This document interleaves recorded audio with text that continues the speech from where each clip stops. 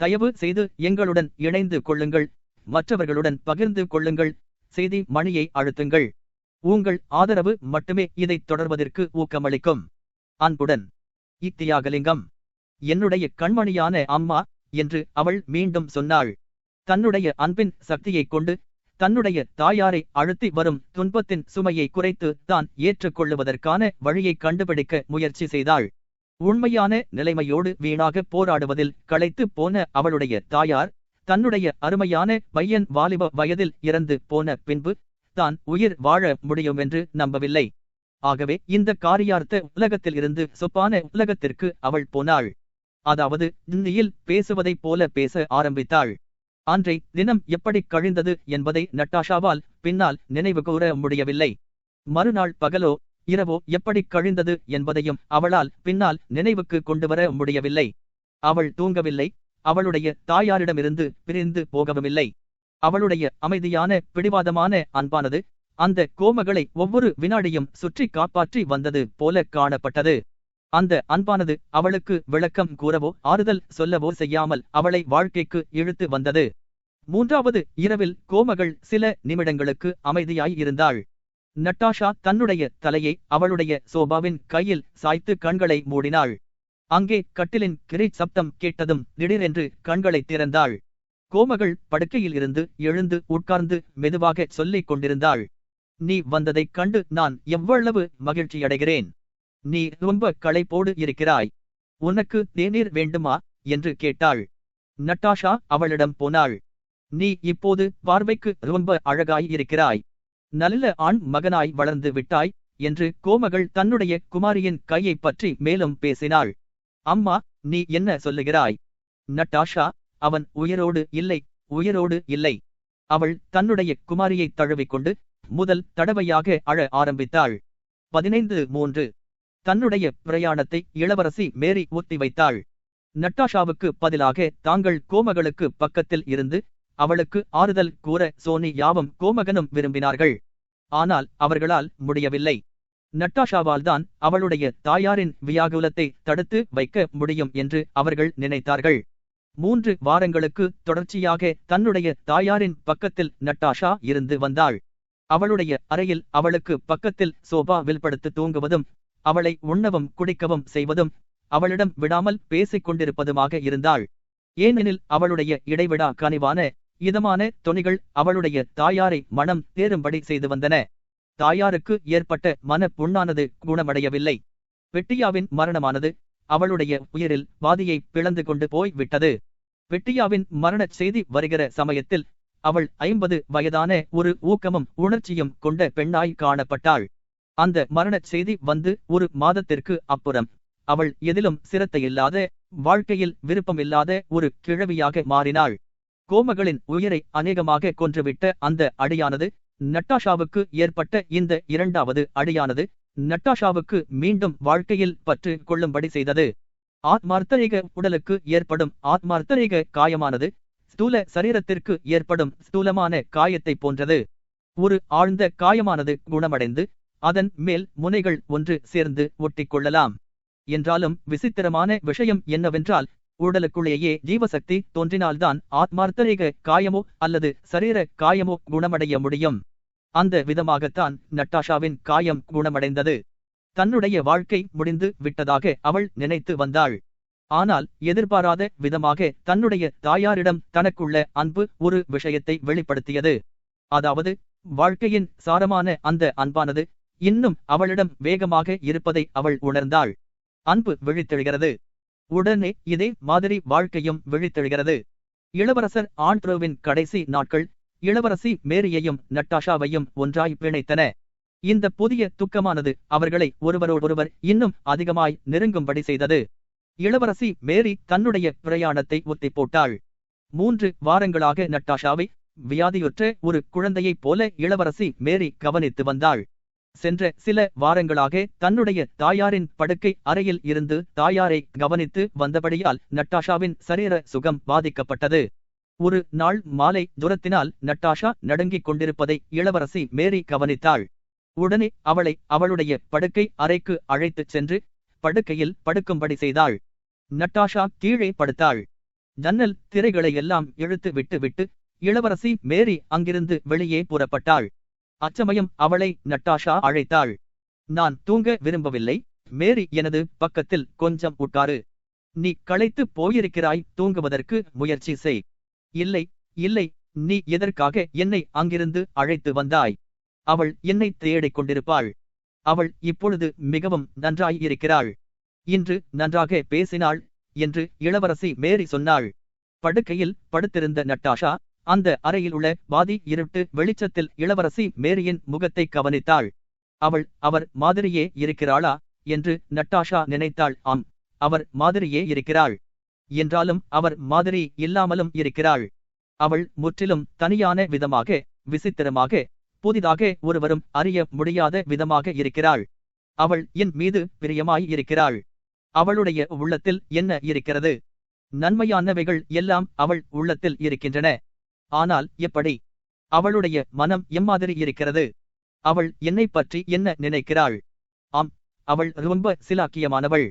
மேரி என்று அவள் தயக்கத்தோடு இளவரசி மேரியின் கையை தன்னிடம் இழுத்து கொண்டு பேசினாள். மேரி, நீ நான் கெட்டவள் என்று நினைக்கக்கூடாது, இல்லையா? மேரி கண்மணியே, உன் மீது நான் எவ்வளவு பிரியமாயிருக்கிறேன்.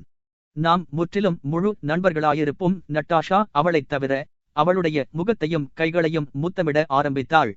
இளவரசி மேரிக்கு வெட்கமாயிருந்தது. ஆனால் இம்மாதிரி அவளுடைய உணர்ச்சிகளைக் காட்டுவதைக் கண்டு அவள் மகிழ்ச்சி கொண்டாள். அந்த நாளில் இருந்து இளவரசி மேரிக்கும் நட்டாஷாவுக்கு ஒரு கனிவான, பரவசமான நட்பு ஏற்பட்டது. பெண்களுக்குள் மட்டும் எம்மாதிரி நட்பு ஏற்பட முடியுமோ அதே மாதிரி நட்பு தோன்றியது. அவர்களிருவரும் ஒருவரையொருவர் விடாமல் முத்தமிட்டுக் கொண்டும் கனிவான வார்த்தைகளை பேசிக்கொண்டும் இருவரும் அநேகமாய் தனித்தே இருந்து வந்தார்கள். இருவரில் ஒருவள் எங்காவது போனால் உடனே மற்றவள் மன அமைதியற்று அவளை தேடி போய் சேர்ந்து கொள்ளுவாள். தனிமையாக இருப்பதை விட இருவரும் சேர்ந்திருப்பதிலேயே அமைதி கொள்ளுவதாக அவர்கள் உணர்ந்தார்கள். சிநேகத்தை விட அதிக பலமுள்ளதான ஒரு உணர்ச்சி அவர்களுக்குள் ஏற்பட்டது. அதாவது, ஒருவரோடு மற்றவர் சேர்ந்திருந்தால்தான் அவர்கள் வாழ முடியும் என்பதை போன்ற ஒரு உணர்ச்சி அவர்களுக்கு ஏற்பட்டிருந்தது. சில வேளைகளில் மணிக்கணக்காக அவர்கள் மௌனமாக இருப்பார்கள்.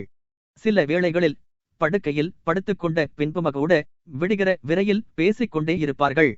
அநேகமாக கடந்த காலத்தை பற்றியே அவர்கள் பேசுவார்கள். தனது குழந்தை பருவத்தை பற்றியும், தனது தாயாரை பற்றியும், தந்தையை பற்றியும், தன்னுடைய பகற் கனவுகளை பற்றியும் இளவரசி மேரி பேசினாள். முன்பெல்லாம் பக்தியிலும் பணிவிலும் கிறிஸ்தவ தரும சுயநல தியாகத்திலும் பற்றுக் கொள்ளாமல், அவற்றை புரிந்து கொள்ளாமல், அவற்றின் மீது நோட்டம் கொள்ளாமல் நட்டாஷா இருந்தாள். இப்பொழுது இளவரசி மேரியோடு அன்பினால் பிணைக்கப்பட்டிருப்பதாக அவள் கருதி வந்தபடியால் அவளுடைய கடந்த காலத்தை பற்றியும் கூட அன்பு கொள்ள ஆரம்பித்தாள். முன்பெல்லாம் அவளுக்கு புரியாததாக இருந்த வாழ்க்கையின் மற்றொரு பகுதியை அவள் இப்பொழுது புரிந்து கொள்ள ஆரம்பித்தாள். பணிவையும் சுயநல தியாகத்தையும் தன்னுடைய சொந்த வாழ்க்கையில் கொண்டு வருவதைப் பற்றி அவள் நினைக்கவில்லை. ஏனெனில் வேறு விதமான மகிழ்ச்சிகளிலேயே அவள் பழகிப் போயிருந்தாள். ஆனால் முன்னால் அவளுக்கு புரியாத தருமங்கள் எல்லாம் இப்பொழுது மற்றொருவரிடம் இருப்பதை அவள் அறிந்து அவற்றின் மீது அன்பு கொண்டாள். நட்டாஷாவின் குழந்தை பருவ கதைகளையும் வாலிப பருவ கதைகளையும் இளவரசி மேரி கவனித்து கேட்டபொழுது இதுவரை அவளுக்கு புரியாமல் இருந்த வாழ்க்கையின் மற்றொரு பகுதியை அவள் புதிதாக அறிந்து கொள்ள ஆரம்பித்தாள். அதாவது, வாழ்க்கையிலும் அதை அனுபவித்திலும் அவளுக்கு சிரத்தை ஏற்பட்டது. முன்போலவே அவர்கள் அவருடைய பேச்சை பற்றி பிரஸ்தாபிப்பதே இல்லை. அவர்களுடைய உயரிய நினைப்புகளை வார்த்தைகளினால் வெளியிடுவது அவருடைய கௌரவத்திற்கு ஒத்ததாக இருக்காதென்று அவர்கள் நினைத்தார்கள். ஆனால் அவரை பற்றி பேசாமல் மிளனமாயிருந்து வந்ததின் மூலம் அவர்களை அறியாமலேயே மெதுவாக அவரை மறந்து வர ஆரம்பித்தார்கள். நட்டாஷா மெலிந்து வெளிரி பலங்கொன்றி காணப்பட்டாள். எல்லாரும் அவளுடைய தேக சுக்கியத்தை பற்றியே பேசினார்கள். இம்மாதிரி பேச்சு அவளுக்கு இனிமையாக இருந்தது. சில சமயங்களில் திடீரென்று அவளுக்கு பீதி ஏற்படுவதுண்டு. அது மரணத்தை பற்றிய பீதி மட்டும் அல்ல, தன்னுடைய வியாதியை பற்றியும் பலவீனத்தை பற்றியும் அவற்றால் தன்னுடைய லட்சணங்கள் குறைவது பற்றியும் அவள் பீதி கொள்வதுண்டு. தன்னுடைய வெறும் கைகளை தன்னை அறியாமலேயே அவள் பார்த்தபோது அவை மெலிந்திருப்பதை பார்த்து ஆச்சரியம் கொண்டாள். காலை வேளையில் அவள் அவளுடைய முகத்தை கண்ணாடியில் பார்த்தபோது அது நீளமாகவும் பரிதாபமாகவும் இருப்பது போல அவளுக்கு தோன்றியது. அம்மாதிரிதான் இருக்க முடியும் என்று அவளுக்கு தோன்றியது. என்றாலும் அது மிகவும் துக்கமாயிருந்தது. ஒரு நாள் வேகமாக மெத்தை படிகளில் ஏறிப்போன போது தனக்கு மூச்சு முட்டுவதை கவனித்தாள். உடனே கீழே போவதற்கு ஒரு காரணத்தைக் கண்டு பிடித்து கீழே ஓடினாள்.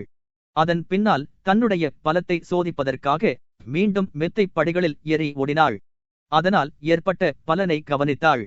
மற்றொரு தடவை துனியாஷாவை அவள் அழைத்தபோது அவளுடைய குரல் நடுங்கியது.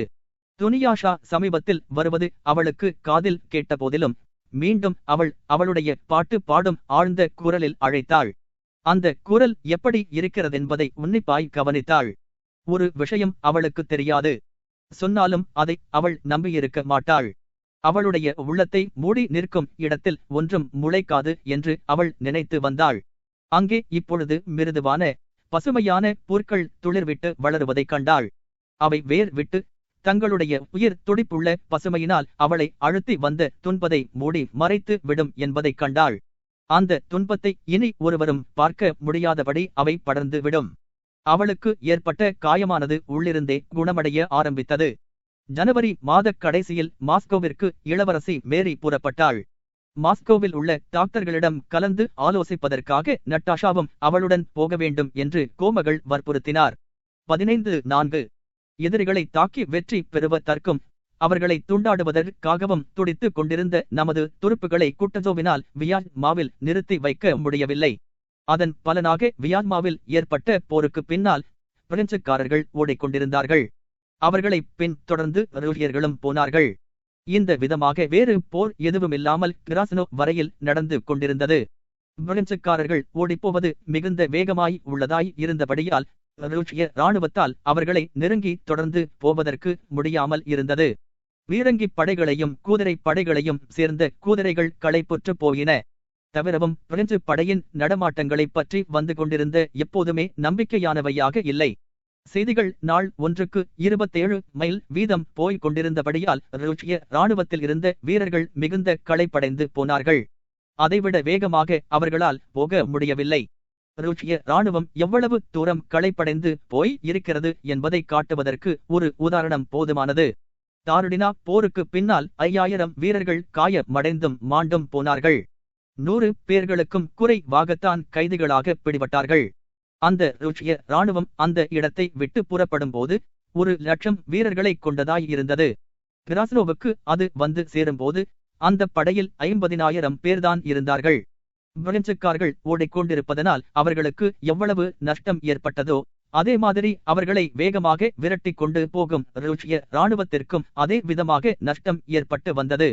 ஒரே ஒரு வித்தியாசம். அதாவது ரூசிய இராணுவம் தானாகவே பின்னால் துரத்திக் கொண்டு சென்றது. தனக்கு பின்னால் அதை ஒருவரும் விரட்டிக் கொண்டு வரவில்லை. ஆனால் பிரெஞ்சு இராணுவம் அம்மாதிரி இல்லை. அதை ரூசிய இராணுவம் விரட்டிக் கொண்டிருந்தது.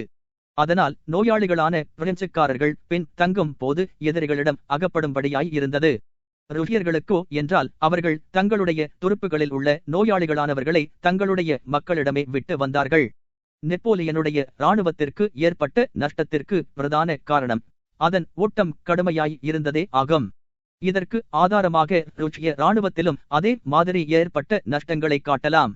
தம்மால் முடிந்தவரையில் பிரெஞ்சுக்காரர்கள் ஓடுவதை தடுக்காமல் அவர்களின் ஓட்டத்தை அதிகரிக்கும் விதத்திலும் தம்முடைய இராணுவத்தின் வேகத்தை குறைக்கிற விதத்திலும் தாருடினாலும் வியான்மாவிலும் அவர் செய்ததைப் போல குட்டஜோன் இப்பொழுதும் செய்து வந்தார். ஆனால் பீட்டர்ஸ்பர்க்கில் உள்ளவர்களும் ரூசிய ஜெனரல்களும் பிரெஞ்சு இராணுவத்தை தடுத்து நிறுத்த வேண்டுமென்று விரும்பினார்கள். இதைத் தவிர இராணுவம் வேகமாக முன்னேறுவதினால் அதற்கு ஏற்படும் களைப்பும் அதனால் அது எண்ணிக்கையில் குறைந்து வருவதும் வெளிப்படையாக தெரிய ஆரம்பித்தன. முன்னேறுவதை தாமதப்படுத்த வேண்டுமென்று குட்டஜோன் விரும்பியதற்கு இது ஒரு காரணம். ரூசிய இராணுவத்தின் நோக்கமானது பிரெஞ்சுக்காரர்களை விரட்டிக் கொண்டு போவதேயாகும். பிரெஞ்சுக்காரர்கள் எந்த ரஸ்தா வழியாக போவார்கள் என்பது முன்னதாக தெரியாமல் இருந்தது. நமது துருப்புகள் அவர்களை நெருங்கி போய்க் கொண்டிருந்தபடியால் அதிகமான தூரத்தை அவை கடக்க வேண்டியதாய் இருந்தது. சிறிது தூரத்திற்கு பின்னால் போய்க் கொண்டு இருந்தால்தான் பிரெஞ்சுக்காரர்களைப் போல வளைந்து வளைந்து போகாமல் குறுக்கு வழியாக போக முடியும். நமது ஜெனரல்கள் சொல்லிய சாமர்த்தியமான இராணுவ ஏற்பாடுகள் எல்லாம் நமது இராணுவத்திற்கு புதிதான வேலைகளையும் நீளமான பிரயாணங்களையுமே கொடுப்பதாய் இருக்கும். ஆனால் பிரயாண நீளத்தை குறைப்பது ஒன்றுதான் நியாயமான நோக்கமாய் காணப்பட்டது. அந்த நோக்கத்தை கொண்டு குட்டுஜோவ் அந்த இராணுவ நடமாட்டம் முழுவதையும் மாஸ்கோவில் இருந்து வில்னா வரையில் நடத்தி வந்தார். இதை தற்செயலாகவோ இடையிடையோ நடத்தி வரவில்லை. தொடர்ச்சியாக ஒரு இடத்தில் கூட தவறாதபடி அவர் நடத்தி வந்தார். குட்டுஜோவ் ஒரு விஷயத்தை உணர்ந்து அறிந்தார். அவர் தர்க்கங்களினாலோ அல்லது இராணுவ சாஸ்திரங்களினாலோ இதை அறியவில்லை. அவர் முழுவதும் ருஷ்யராய் இருந்தபடியால் அந்த உணர்ச்சியினால் அதை அறிந்தார். மற்ற ருஷ்ய சிப்பாய்கள் எம்மாதிரி அறிவார்களோ அதே மாதிரி அவரும் அறிந்தார். அதாவது பிரெஞ்சுக்காரர்கள் தோற்கடிக்கப்பட்டார்கள் என்பதையும் பிரெஞ்சுக்காரர்கள் ஓடிக்கொண்டிருக்கிறார்கள் என்பதையும் அவர்களை விரட்டி அடிக்க வேண்டும் என்பதையும் ஒவ்வொரு ருஷ்ய சிப்பாயும் உணர்ந்ததைப் போல அவரும் உணர்ந்தார். ஆனால் அதே சமயத்தில் சிப்பாய்களைப் போலவே அவருமே அந்த பிரயாணத்தினால் ஏற்படுகிற கஷ்டங்களை உணர்ந்தார். அந்த கால நிலையில் அவ்வளவு வேகமாக பிரயாணம் செய்தது இதற்கு முன்னால் எங்குமே காணப்படாத விதமாயிருந்தது. ருஷ்ய இராணுவத்தில் உள்ள ஜெனரல்களும் முக்கியமாக தாங்கள் பிரபலமாக வேண்டுமென்று விரும்பிய வெளிநாட்டு ஜெனரல்களுக்கு எல்லாருக்கும் மலைப்பை கொடுக்க வேண்டுமென்ற எண்ணத்தோடு ஒரு மன்னரையோ அல்லது கோமகனையோ கைது செய்ய வேண்டுமென்ற நினைப்புள்ள அந்த ஜெனரல்களுக்கு இப்போது ஒரு நினைப்பு தோன்றியது. அதாவது அந்த சமயத்தில் போர் செய்வது என்பது பயங்கரமாகவும் புத்தியற்றதாகவும் இருக்கக்கூடிய இந்த சமயத்தில் யாரிடமாவது சண்டை போட்டு வெற்றி பெறுவதற்கு இதுதான் சரியான காலமென்று தோன்றியது. குட்டுஜோவ் ஒவ்வொருவரும் தம்மிடம் வந்து இராணுவ நடவடிக்கைகளை பற்றி சொல்லும்போது தமது தோள்களை குலுக்கிக் கொள்வார். அச்சமயம் சிப்பாய்கள் சரியான உடைகள் இல்லாமலும் பசியாலும் வருந்தி வந்தார்கள். ஒரு மாதத்திற்குள்ளாக ஒரு போர் கூடச் செய்யாமல் எண்ணிக்கையில் பாதியாக அவர்கள் குறைந்து போனார்கள். பிரெஞ்சுக்காரர்கள் தொடர்ந்து ஓடிக்கொண்டிருப்பார்களானால் அவர்களை விரட்டிக் கொண்டு ருஷ்யாவின் எல்லையை அடைவதற்கு இன்னும் வெகு தூரம் போக வேண்டியதிருக்கும். அவர்கள் இதுவரை கடந்து வந்த தூத்தை விட எவ்வளவோ அதிகமாக போக வேண்டியதிருக்கும். அப்பேற்பட்ட சிப்பாய்களை கொண்டு புதிதாக இராணுவ நடவடிக்கைகளை நடத்த வேண்டும் என்று சிலர் சொல்லுவதை கேட்கும்போதுதான் குட்டுஜோவ் தமது தோள்களை குலுக்குவார். இராணுவ நடவடிக்கைகளினாலும் எதிரிகளை தோற்கடிப்பதனாலும் எதிரிகளை துண்டுபடுத்துவதனாலும் தாங்கள் பிரபலமாக வேண்டுமென்று விரும்பிய அந்த ஜெனரல்கள் அந்த பிரெஞ்சு இராணுவத்தை ருஷ்ய இராணுவம் எப்போது நெருங்கினாலும் சில காரியங்கள் செய்ய வேண்டுமென்று வற்புறுத்தி வந்தார்கள். கிராஸ்னோவில் அம்மாதிரியே நடந்தது. ருஷ்ய இராணுவத்தின் 3 பகுதிகளில் ஒன்றை அங்கே கண்டு பிடிக்கலாம் என்று அவர்கள் நினைத்தார்கள். அதற்கு பதிலாக அவர்கள் நெப்போலியனையும் அவருடன் இருந்த 16,000 வீரர்களையும் சந்தித்தார்கள். அவர்களிடம் போர் செய்ய வேண்டாம் என்றும் அந்த போரினால் நமது துருப்புகளுக்கு ஏற்படும் நஷ்டத்தை தவிர்க்க வேண்டுமென்று குட்டுஜோவ் எவ்வளவுதான் முயற்சி செய்த போதிலும் கிராஸ்னோவில் நிலை குலைந்த பிரெஞ்சு சிப்பாய்கள் களைப்படைந்த ருஷ்யர்கள் 3 நாட்கள் படுகொலை செய்து வந்தார்கள். அப்போது நடந்த போர் முறையைப் பற்றி தால் என்பவர் பின்வருமாறு எழுதினார். அதாவது முதலாவது பிரிவு இன்னின்ன விதமாக மேலே மாறச் செய்ய வேண்டும் என்று எழுதினார். ஆனால் வழக்கம் போல ஏற்கனவே செய்த திட்டப்படி எதுவும் நடக்கவில்லை. ஊர்டெம்பர்க்கின் இளவரசரான யூஜென் என்பவர் ஒரு குன்றின் மீது நின்று கொண்டு கீழே ஓடிக்கொண்டிருந்த பிரெஞ்சு கூட்டங்களை பார்த்து சுடுவதற்கு உத்தரவிட்டார். அவர் தமக்கு உதவியாக மேலும் துருப்பு வேண்டுமென்று கேட்டனுப்பினார். ஆனால் அந்த உதவி துருப்புகள் வந்து சேரவில்லை. பிரெஞ்சுக்காரர்கள் ருஷ்யர்களை தவிர்த்து விட்டு அந்த காட்டில் அந்த இரவில் மறைந்து அவர்களால் கூடிய வரையில் தொடர்ந்து ஓடிக்கொண்டே இருந்தார்கள். மிலாராடாவிட் என்பவர் தமது படைக்கு வேண்டிய சப்ளை விஷயத்தை பற்றி தமக்கு எதுவும் கவலையில்லை என்று சொன்னார். அவசியமான சமயத்தில் அவரை கண்டுபிடிக்க முடியவில்லை. தம்மை யாரும் குறைகூற முடியாது என்றும் அவர் தான் பயம் என்பதையே அறியாத ஒருவேரர் என்றும் அவர் தம்மை சொல்லிக் கொண்டார். பிரெஞ்சுக்காரர்களோடு சமாதானம் பேச வேண்டும் என்று விரும்பியவர். அவர்தான் பிரெஞ்சுக்காரர்களை சரண்டையும்படி கேட்டு தூதர்களை அனுப்பினார். அம்மாதிரி அவர் காலத்தை வீணாக்கினாரே ஒழிய அவருக்கு கொடுக்கப்பட்ட உத்தரவுப்படி அவர் எதுவும் செய்யவில்லை. வாலிபர்களே, அந்த படையை உங்களுக்கு கொடுக்கிறேன் என்று அவர் சொல்லி பிரெஞ்சுக்காரர்களை தம்முடைய குதிரைப்படை வீரர்களுக்கு சுட்டி காட்டினா அந்த குதிரைப்படை வீரர்கள் உடனே சக்கரங்களாலும் உடைவாள்களாலும் குதிரைகளை தட்டிவிட்டு துரிதப்படுத்தினார்கள். ஆனால் அந்த குதிரைகளால் வேகமாக ஓட முடியவில்லை. பசியினாலும் குளிரினாலும் அடிபட்ட அந்த பிரெஞ்சு கூட்டத்தை நோக்கி அவை போய்க் கொண்டிருந்தன. அந்த கூட்டமானது உடனே தங்களுடைய ஆயுதங்களை கீழே எறிந்து விட்டு சரண் அடைந்தது. அம்மாதிரி சரண் அடைவதற்கு வெகுகாலமாக அது ஆவலோடு காத்து கொண்டிருந்தது. கிராஸ்னோவில் அவர்கள் 26,000 கைதிகளையும் 100 கணக்கான வீரங்கிகளையும் ஒரு மார்ஷலின் கைத்தடியையும் கைப்பற்றினார்கள். அந்த காரியத்திற்கு யார் காரணம் என்பதைப் பற்றி அவர்களுக்குள் சண்டை போட்டுக் கொண்டார்கள். அந்த காரியம் நிறைவேறியதைப் பற்றி அவர்கள் மகிழ்ச்சி கொண்டார்கள். நெப்போலியனை சிறை பிடிக்காததற்காக அவர்கள் மிகவும் வருந்தினார்கள். ஒரு மார்ஷலையாவது அல்லது அவரை போன்ற ஒருவரையாவது பிடிக்க முடியாமல் போய் விட்டதே என்பதற்காக ஒருவரையொருவர் குறை கூறிக்கொண்டார்கள். முக்கியமாக அம்மாதிரி செய்யாமல் இருந்த தற்காக குட்டு ஜோவை குறை கூறினார்கள். இந்த மனிதர்கள் தங்களுடைய மன கிளர்ச்சிகளினால் தலை கிறங்கியவர்கள். அவசியம் என்ற மிகுந்த வியாகுலமான சட்டத்திற்கு இவர்கள் எல்லாரும் கண்ணற்ற ஆயுதங்களாகும். என்றாலும் இவர்கள் தங்களை வீரர்கள் என்றும் ஒரு சிலாக்கியமான கண்ணியமும் குரவமும் உள்ள ஒன்றை சாதித்துக் கொண்டிருப்பதாகவும் நினைத்து வந்தார்கள். அவர்கள் குட்டஜோவை குறை கூறினார்கள். நெப்போலியனை இவர்கள் தோற்கடிக்க விடதமல் போர் ஆரம்பத்தில் இருந்து குட்டஜோவ் தான் தடுத்து வந்ததாக கூறினார்கள். பெண்களின் கூட்டத்தில் அவர் சுக்கியமாக இருந்து வருவதால் முன்னோக்கி போவதற்கு பிரியமில்லாமல் குட்டஜோவ் இருந்ததாக கூறினார்கள். கிராஸ்னோவில் நெப்போலியன் இருப்பதாக அறிந்ததும் குட்டஜோவ் நிலை தவறி நமது துருப்புகளை முன்னேற விடாமல் தடுத்து விட்டதாக கூறினார்கள்.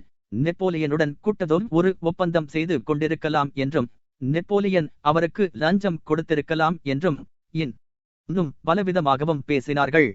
குட்டஜோவ் வாழ்ந்து வந்த காலத்தில் உயிரோடு இருந்தவர்கள்தான் ஏதோ உள்ள கிளர்ச்சி கொண்டு இம்மாதிரி பேசினார்கள் என்பது இல்லை. பின்னால் வந்த சந்ததிகளும் நெப்போலியனை பிரமாதம் என்று வருணித்து வந்தார்கள். அதே சமயத்தில் குட்டஜோவை வெளி நாட்டார்கள் ஒரு தந்திரமான உறுதியில்லாத முதிய ராஜசபை தூதர் என்று வருணித்தார்கள். அதே சமயத்தில் ருஷியர்கள் தெளிவற்ற விதமாக ஏதோ ஒரு பொன்மையைப் போல அவர் இருந்ததாக வருணித்தார்கள்.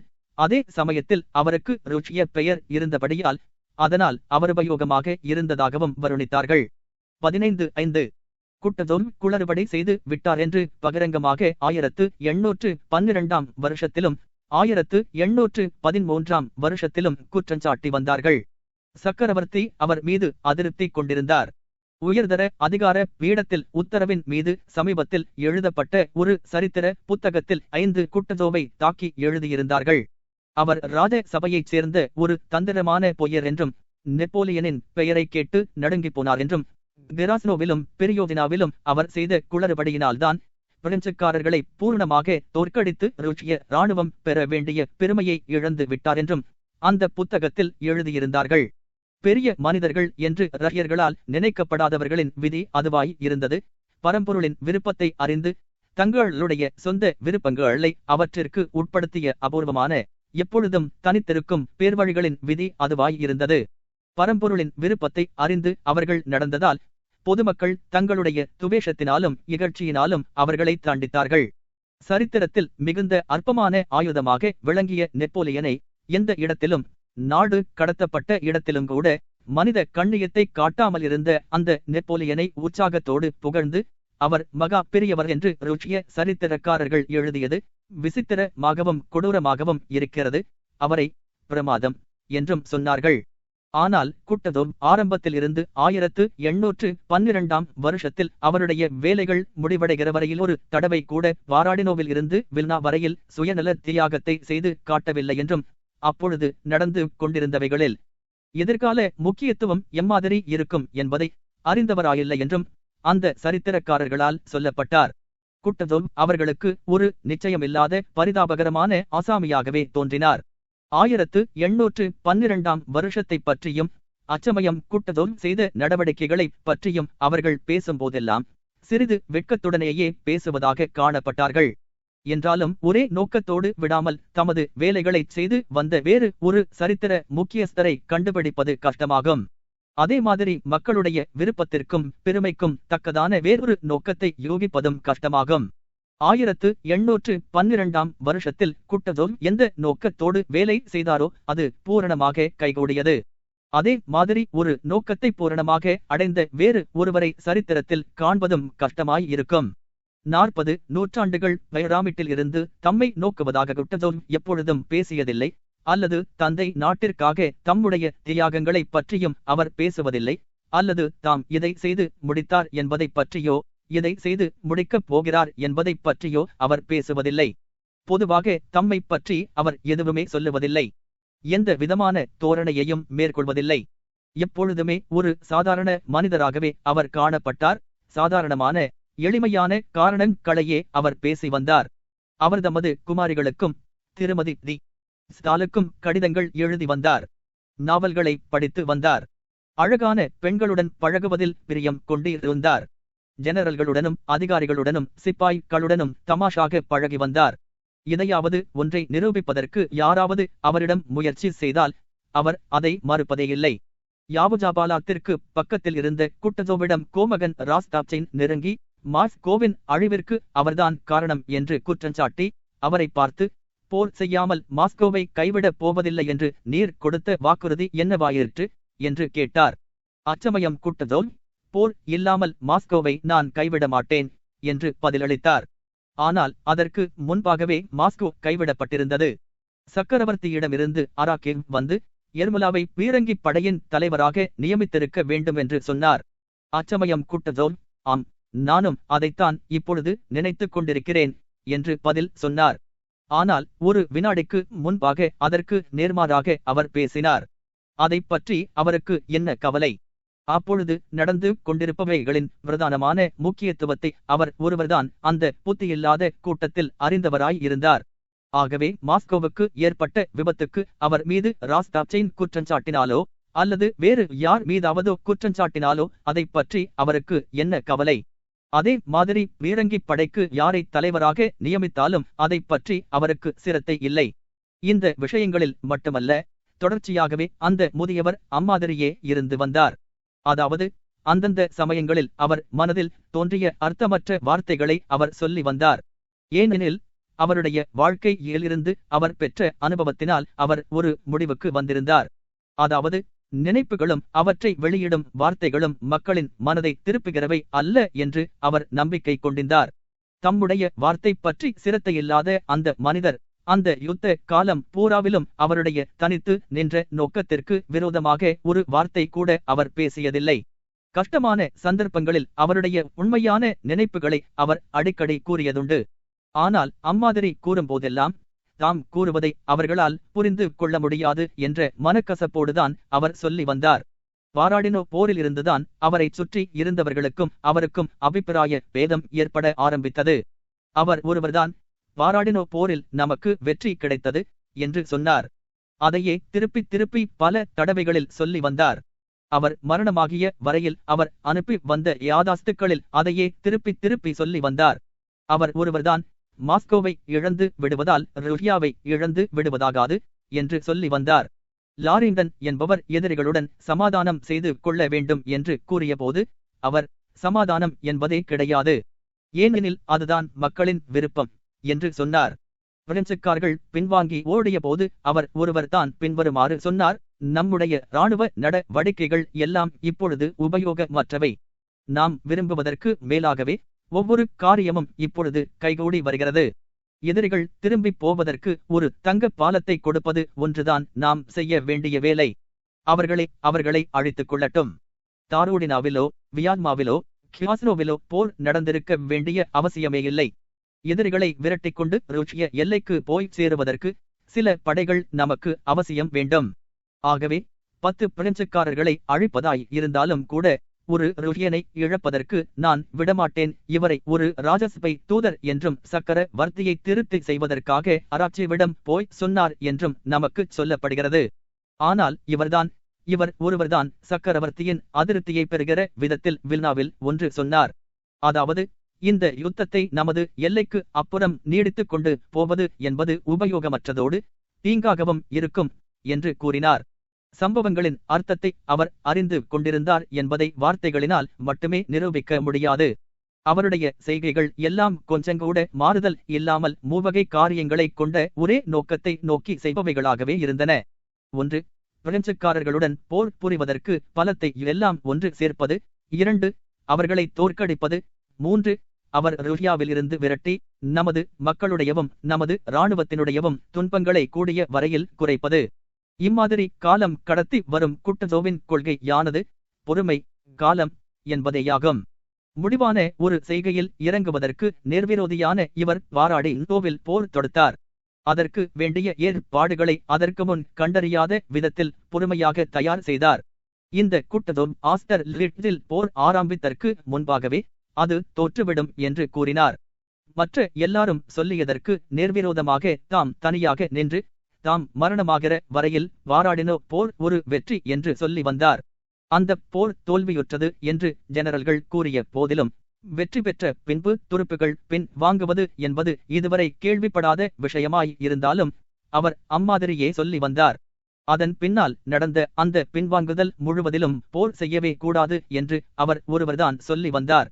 மீண்டும் புதிதாக ஒரு யுத்தம் என்பது கூடாது என்றும் ரஷ்ய எல்லைகளை கடந்து வெளியே போகக்கூடாது என்றும் அவர் ஒருவர்தான் சொல்லி வந்தார். அந்த சம்பவங்களின் முக்கியத்துவத்தை இப்பொழுது புரிந்து கொள்ளுவது சுலபமாய் இருக்கும். அதாவது ஒரு டஜன் பேர்வழிகளின் மண்டையில் மட்டும் இந்த சில கொள்கைகளை மக்களும் கொண்டிருந்தார்கள் என்று நாம் தவறாக நினைக்காமல் இருந்தால் அம்மாதிரி புரிந்து கொள்ளுவது சுலபமாய் இருக்கும். ஏனெனில் அந்த சம்பவங்களும் அவற்றால் ஏற்பட்ட பலன்களும் இப்பொழுது நமது கண்கள் முன்னால் நிற்கின்றன. பொதுவான அபிப்பிராயத்திற்கு விரோதமாக அந்த சம்பவங்களை பற்றிய மக்களின் கருத்தை அவ்வளவு உண்மையாக அறிந்து ஒரு தடவை கூட அதற்கு விரோதமாக நடக்காமல் அந்த முதிய மனிதரால் எப்படி செய்ய முடிந்தது? அப்பொழுது நடந்து வந்த சம்பவங்களின் உண்மையான அர்த்தத்தை ஊடுருவி பார்க்கக்கூடிய அசாதாரணமான சக்தியானது அவருக்கு அவரிடம் பூரணமாக நிரம்பியிருந்த தேசிய உணர்ச்சியில் இருந்தே கிடைத்தது. இந்த உணர்ச்சி அவரிடம் இருக்கிறது என்பதை மக்கள் உணராததினால்தான் ஜார் சக்கரவர்த்தியின் விருப்பத்திற்கு எதிராக அந்த தேசிய யுத்தத்தை நடத்துவதற்கு அவரை தேர்ந்தெடுத்தார்கள். அந்த உணர்ச்சி தான் அவரை மனித சமூகத்தின் உயர்ந்த பீடத்தில் அமர்த்தியது. அங்கே சேனாதிபதியாக அவர் அமர்ந்து தமது அதிகாரங்களையெல்லாம் மக்களை அழிப்பதில் செலவிடாமல் அவர்களை காப்பாற்றி அவர்கள் மீது இரக்கம் கொள்ளுவதில் செலவிட்டார். அந்த எளிமையான தன்னடக்கமான ஆகவே உண்மையில் உயர்ந்ததான ஒரு உருவத்தை ஐரோப்பாவில் மனிதர்களை ஆளுகிறவர் என்று சரித்திம் உற்பத்தி செய்த ஒரு பொய்யான வீரரோடு ஒப்பிட முடியாது. ஒரு சேவகனுக்கு எந்த மனிதரும் பெரியவராக தோன்றாது. ஏனெனில் அவர் பெரியவருக்குள்ள குணங்கள் என்று நினைக்கிறவை அற்பமானவைகளாகவே இருக்கும். 15/6 நவம்பர் மாதம் 5- தேதிதான் கிராஸ்னோ போர் என்று அழைக்கப்படும் போரின் முதலாவது நாளாகும். மிகுந்த வாக்குவாதங்கள் ஏற்பட்ட பின்பு தங்களுடைய இடங்களுக்கு போகாமல் ஜெனரல்கள் தவறுகள் செய்த பின்பு நேர்மாறான உத்தரவுகளோடு உதவியாளர்களை அனுப்பிய பின்பு அன்று மாலையில் எதிரி ஒவ்வொரு இடத்திலிருந்தும் ஓடிக்கொண்டிருக்கிறான் என்றும் ஆகவே எந்தவிதமான போரும் நடக்க முடியாதென்றும் தெளிவாக தெரிந்தது. அதன் பின்னால் குட்டதோம் தாம் தங்கியிருந்த கிராஸ்னோவில் இருந்து புறப்பட்டு தோப்ரோவுக்கு போனார். அந்த இடத்திற்கு அன்று அவருடைய தலைமை காரியாலயம் மாற்றப்பட்டிருந்தது. அன்று பகல் முழுவதும் தெளிவாக இருந்தது. உறைபனி பெய்து கொண்டிருந்தது. தம்முடைய கொழுத்த சிறிய வெள்ளைக்குதிரை மீது தோப்ரோவுக்கு குட்டதோம் சவாரி போனார். அவருக்கு பின்னால் அதிருப்தி அடைந்த ஜெனரல்களை கொண்ட பிரம்மாண்டமான பரிவாரமானது மெதுவான குரலில் தங்களுக்குள் பேசிக்கொண்டு போனார்கள். அன்று பிடிபட்ட பிரெஞ்சு கைதிகள் 7000 பேர் அந்த ரஸ்தா முழுவதும் கனப்பு மூட்டங்களுக்கு முன்னால் கூடியிருந்து குளிர் காய்ந்து கொண்டிருந்தார்கள். தோப்ரோவுக்கு சமீபத்தில் ஏராளமான கைதிகள் பேசிக்கொண்டும் சரியான உடைகள் இல்லாதபடியால் தங்களுக்கு அகப்பட்டதைக் கொண்டு மூடிக்கொண்டும் பிரெஞ்சு பீரங்கிகளுக்கு பக்கத்தில் நின்று கொண்டிருந்தார்கள். சேனாதிபதி நெருங்கியதும் அவர்களுடைய பேச்சு நின்றது. எல்லாருடைய கண்களும் குட்டதோம் மீது திரும்பின. சிவப்பு நாடாவை சுற்றிய ஒரு வெள்ளை தொப்பியை அவர் தரித்துக் கொண்டிருந்தார். உள்ளே துணி வைத்து தைக்கப்பட்ட அவருடைய வெள்ளைக்கோட்டானது அவருடைய தோள்களில் துருத்திக் கொண்டிருந்தது. தம்முடைய வெள்ளை குதிரை மீது அவர் மெதுவாக போய்க் கொண்டிருந்தார். அந்த பீரங்கிகளையும் கைதிகளையும் எங்கே பிடித்தார்கள் என்பதைப் பற்றி ஒரு ஜெனரல் அவரிடம் சொல்லிக் கொண்டிருந்தார். குட்டதோம் எதையோ நினைத்துக் கொண்டிருப்பவர் போல காணப்பட்டார். அந்த ஜெனரல் சொல்லி வந்ததை அவர் கவனிக்கவில்லை. தமது கண்களை இடுக்கிக் கொண்டு அங்கே பரிதாபகரமாக நின்று கொண்டிருந்த கைதிகளை உன்னிப்பாய் குத்திட்டு பார்த்தார். அவருடைய தோற்றத்தில் அதிருப்தி காணப்பட்டது. அந்த கைதிகள் எல்லாருமே பனியினால் மூக்கு களிலும் கன்னங்களிலும் முன்பட்டவர்களாய் காணப்பட்டார்கள். எல்லாருடைய கண்களும் சிவந்து வீங்கி கண் நோயினால் பீடிக்கப்பட்டிருந்தன. ஒரு பிரெஞ்சு கூட்டம் ரஸ்தாவிற்கு சமீபத்தில் நின்று கொண்டிருந்தது. அவர்களில் ஒருவனுடைய முகத்தில் புண் நிறைந்திருந்தது. அவனும் மற்றொருவனும் சேர்ந்து பச்சை மாமிசத்தை தங்கள் கைகளால் வைத்துக் கொண்டிருந்தார்கள். அவர்கள் சவாரி வருகிறவர்களை பார்த்தபோது அவர்களுடைய பார்வையானது கோரமாகவும் மிருகத்தனமாகவும் இருந்தது. கெடுதலான நோக்கமும் அவர்களுடைய பார்வையில் தோன்றியது. குட்டு தோவை ஒரு தடவை பார்த்த பின்பு முகத்தில் புண் நிறைந்திருந்த அந்த பிரெஞ்சுக்காரன் தனது முகத்தை திருப்பி மீண்டும் தான் செய்து வந்த வேலையைத் தொடர்ந்து செய்தான். அந்த 2 வீரர்களையும் குட்டதோன் உன்னிப்பாக நீண்ட நேரம் நோக்கினார். தமது முகத்தை சுளித்து கண்களை இடுக்கி சிந்தனையோடு தமது தலையை ஆட்டினார். மற்றொரு இடத்தில் ஒரு ருஷ்ய சிப்பாய் ஒரு பிரெஞ்சுக்காரனிடம் எதையோ சிநேகப்பாவத்தோடு சொல்லிச் சிரித்து அவன் தோளை தட்டிக் கொடுத்து கொண்டிருப்பதை அவர் பார்த்தார். குட்டதோவின் முகத்தின் பழைய மாதிரியான தோற்றமே காணப்பட்டது. அவர் மீண்டும் தமது தலையை ஆட்டினார். நீர் என்ன சொல்லிக் கொண்டிருந்தீர் என்று அவர் தம்மிடம் முன்னால் பேசிக் கொண்டிருந்த ஜெனரலிடம் கேட்டார். அந்த ஜெனரல் பிரெஞ்சுக்காரர்களிடமிருந்து புரோபராஜன்ஸ் என்ற பட்டாளத்தைச் சேர்ந்தவர்களால் கைப்பற்றப்பட்ட சில விருதுகளை சேனாதிபதிக்கு சுட்டிக்காட்டினார். ஓ, விருதுகளா என்று குட்டதோன் கூறினார். அவருடைய மனதில் முன்னால் ஓடிக்கொண்டிருந்த சிந்தனையில் இருந்து கஷ்டத்தோடு தமது மனதை திருப்புவதற்கு முயற்சி செய்ததாக காணப்பட்டார். அவர் பராக்கு புத்தியோடு தம்மை சுற்றிலும் பார்த்தார். எல்லா பக்கங்களில் இருந்தும் ஆயிரக்கணக்கான கண்கள் அவரை நோக்கி அவரிடமிருந்து ஒரு வார்த்தையை எதிர்பார்த்து கொண்டிருந்தன. புரோபராஜன்ஸ் பட்டாளத்திற்கு முன்பாக அவர் நின்றார். ஆழ்ந்த பெருமூச்சு விட்டு தமது கண்களை மூடினார். அந்த விருதுகளை தாங்கிக் கொண்டிருந்த சிப்பாய்களை அந்த விருதுகளோடு வந்து சேனாதிபதியை சுற்றி நிற்கும்படி பரிவாரத்தைச் சேர்ந்த ஒருவர் கூறினார். சில வினாடிகள் குட்டதோன் மௌனமாக இருந்தார். பின்னால் தம்முடைய பதவிக்காக செய்ய வேண்டியிருந்த கடமையை தயக்கத்தோடு ஒப்புக்கொண்டார். தனது தலையை உயர்த்தி பேச ஆரம்பித்தார். அதிகாரிகள் ஏராளமாக அவரை சுற்றி கூடினார்கள். அந்த கூட்டத்தில் இருந்த அதிகாரிகளை உன்னிப்போடு பார்த்தார். அவர்களில் பலரை அவர் அடையாளம் தெரிந்து கொண்டார். நான் உங்களுக்கு எல்லாம் வந்தனம் சொல்லுகிறேன் என்று அவர் அந்த சிப்பாய்களை பார்த்து சொல்லிவிட்டு மீண்டும் அதிகாரிகளையும் பார்த்து சொன்னார். அவரை சுற்றி அமைதி நிலவியிருந்தபடியால் அவர் மெதுவாக சொல்லிய வார்த்தைகள் தெளிவாக கேட்டன. உங்கள் எல்லாருக்கும் உங்களுடைய கடினமான விசுவாசமான சேவைக்காக வந்தனம் சொல்லுகிறேன். வெற்றி பூரணமானதாய்விட்டது. ருஷ்யா உங்களை ஒரு காலம் மறக்காது. எக்காலமும் உங்களுக்கு பெருமை ஏற்படுவதாக. அவர் பேசுவதை நிறுத்தி தம்மை சுற்றிலும் பார்த்தார். அதை தனித்து பிடி என்று அங்கே கையில் வைத்துக் கொண்டிருந்த பிரெஞ்சு கழுகு கொடியை ஒரு சிப்பாய் புரோபராஜன்ஸ் கொடிகளுக்கு முன்பாக தற்செயலாக தாழ்த்திய போது கூறினார். இன்னும் தனி. அப்படித்தான் ஜே வாலிபர்களே என்று அவர் அங்கிருந்த வீரர்களை பார்த்து பேசினார். ஜே என்ற கர்ஜனைகள் ஆயிரக்கணக்காக கேட்டன. சிப்பாய்கள் கோஷமிட்டுக் கொண்டிருந்த போது குட்டதோன் தமது சேணத்தில் இருந்தபடியே முன்னால் சாய்ந்து தலை வணங்கினார். அவருடைய கண்ணில் ஒரு அமைதியான கேலியான ஒளி பிரகாசித்தது. இதோ பாருங்கள் சகோதரர்களே என்று அவர் அங்கே கோஷங்கள் முடிந்ததும் பேசினார். திடீரென்று அவருடைய குரலும் அவருடைய முகத்தோற்றமும் மாறின. இப்பொழுது ஒரு சேனாதிபதியாக அவர் பேசவில்லை. தமது தோழர்களுக்கு முக்கியமான ஒரு விஷயத்தை சொல்லப் போகும் சாதாரண முதிய மனிதராக அவர் காணப்பட்டார். அங்கு கூடியிருந்த அதிகாரிகளின் கூட்டத்திலும் சிப்பாய்களின் கூட்டத்திலும் ஒரு பரபரப்பு ஏற்பட்டது. அவர் கூறப்போவதை நன்றாக கேட்க வேண்டும் என்பதற்காக அவர்கள் நெருங்கினார்கள். இங்கே போங்கள் சகோதரர்களே, உங்களுக்கு மிகுந்த கஷ்டம் என்பதை நான் அறிவேன். என்றாலும் அதை தவிர்க்க முடியாது.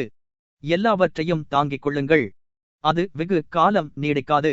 நமது நாட்டிற்கு வந்துள்ள பேர்வழிகளை நாம் சீக்கிரம் அனுப்பிவிட்டு அதற்கு பின்னால் நாம் ஓய்வு கொள்ளலாம். உங்களுடைய சேவைகளை ஜார் சக்கரவர்த்தி ஒருபோதும் மறக்க மாட்டார். உங்களுக்கு கஷ்டமானதுதான் என்றாலும் நீங்கள் உங்கள் நாட்டிலேயே இருக்கிறீர்கள்.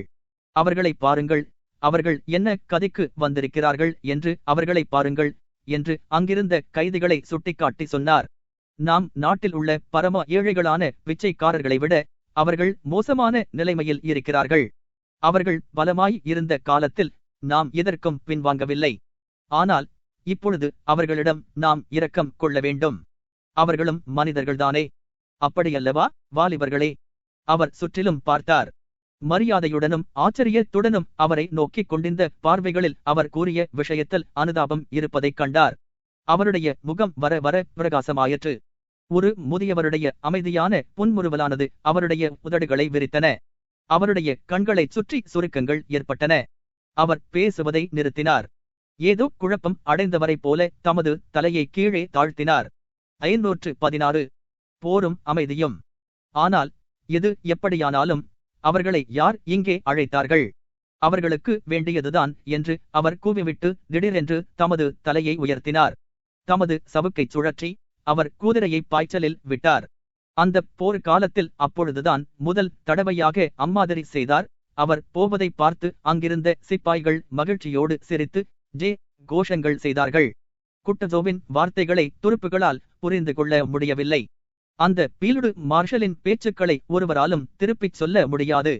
அவர் முதலில் மிகுந்த சிந்தனையோடு ஆரம்பித்தது, பின்னால் மெதுவாக ஒரு முதியவரின் சாதாரண உரையாடலாக அதை மாற்றிவிட்டார். ஆனால் அந்த பேச்சிலிருந்து மனப்பூர்வமான சிரத்தையும் மகத்தான வெற்றியுணர்ச்சியோடு எதிரியிடம் காட்டப்பட்ட இரக்கத்தையும் நம்முடைய கொள்கையின் நியாயத்தையும் அந்த முதிய மனிதரின் இனிய சுபாவம் கொண்ட வார்த்தைகள் அப்படியே காட்டின. அந்த உணர்ச்சியை சிப்பாய்கள் அறிந்து கொண்டது மட்டுமல்ல, அவர்களுடைய உள்ளத்திலே அது உறைந்தும் வந்தது.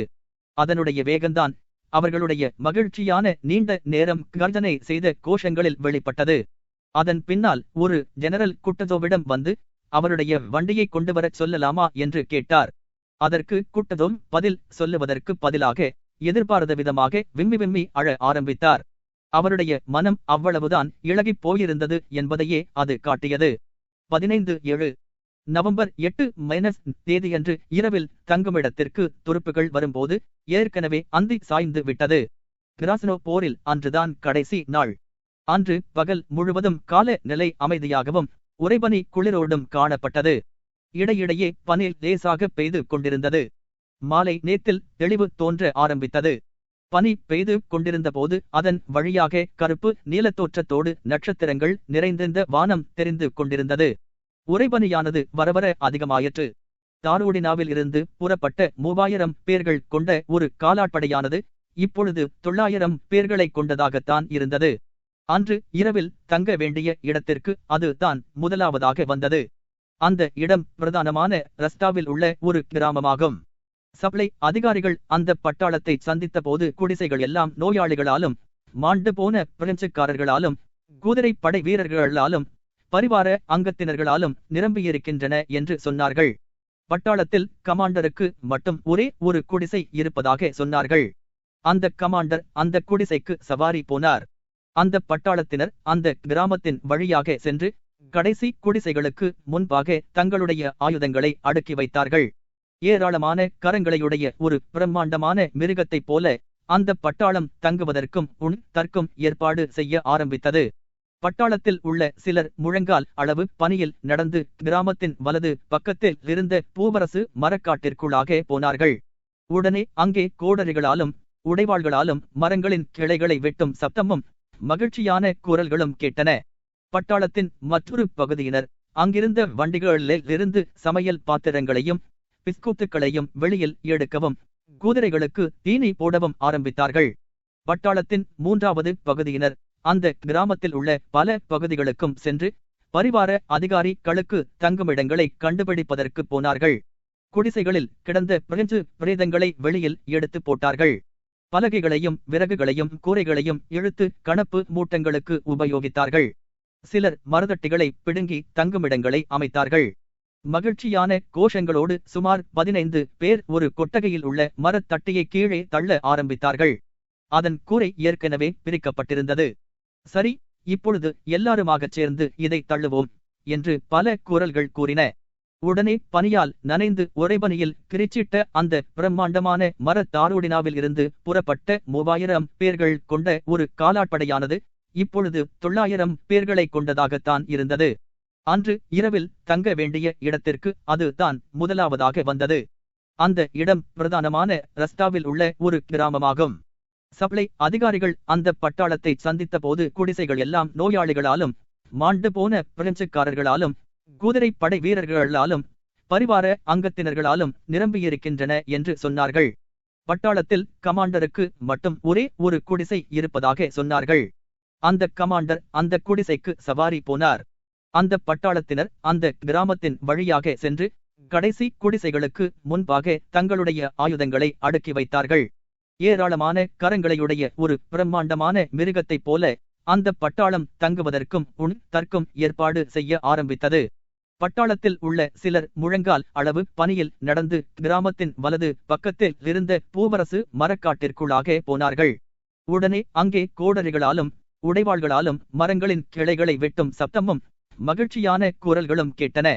பட்டாளத்தின் மற்றொரு பகுதியினர் அங்கிருந்த வண்டிகளிலிருந்து சமையல் பாத்திரங்களையும் பிஸ்கூத்துக்களையும் வெளியில் எடுக்கவும் குதிரைகளுக்கு தீனி போடவும் ஆரம்பித்தார்கள். பட்டாளத்தின் மூன்றாவது பகுதியினர் அந்த கிராமத்தில் உள்ள பல பகுதிகளுக்கும் சென்று பரிவார அதிகாரிகளுக்கு தங்குமிடங்களை கண்டுபிடிப்பதற்கு போனார்கள். குடிசைகளில் கிடந்த பிரெஞ்சு பிரேதங்களை வெளியில் எடுத்து போட்டார்கள். பலகைகளையும் விறகுகளையும் கூரைகளையும் இழுத்து கணப்பு மூட்டங்களுக்கு உபயோகித்தார்கள். சிலர் மரதட்டிகளை பிடுங்கி தங்குமிடங்களை அமைத்தார்கள். மகிழ்ச்சியான கோஷங்களோடு சுமார் 15 பேர் ஒரு கொட்டகையில் உள்ள மரத்தட்டியை கீழே தள்ள ஆரம்பித்தார்கள். அதன் கூரை ஏற்கனவே பிரிக்கப்பட்டிருந்தது. சரி, இப்பொழுது எல்லாருமாகச் சேர்ந்து இதை தள்ளுவோம் என்று பல குரல்கள் கூறின. உடனே பனியால் நனைந்து உறைபனியில் கிரிச்சிட்ட அந்த பிரம்மாண்டமான மரத் அகப்பட்ட முதல் மனிதனின் முதுகில் ஒரு குத்து விட்டார். சப்தம் போடாமல் உங்களால் செய்ய முடியாதா? அந்த மனிதர்கள் முனமானார்கள். அடிபட்ட சிப்பாய் முனங்கிக் கொண்டு தனது முகத்தை துடைத்தான். அந்த மரப்பலகை மீது அவன் விழுந்ததனால் அவனுடைய முகத்தில் பல இடங்களில் கீறல் ஏற்பட்டு ஏற்கனவே இரத்தம் வந்து கொண்டிருந்தது. இங்கே பாருங்கள், அந்த பிசாசு எம்மாதிரியாக நம்மை தாக்குகிறது.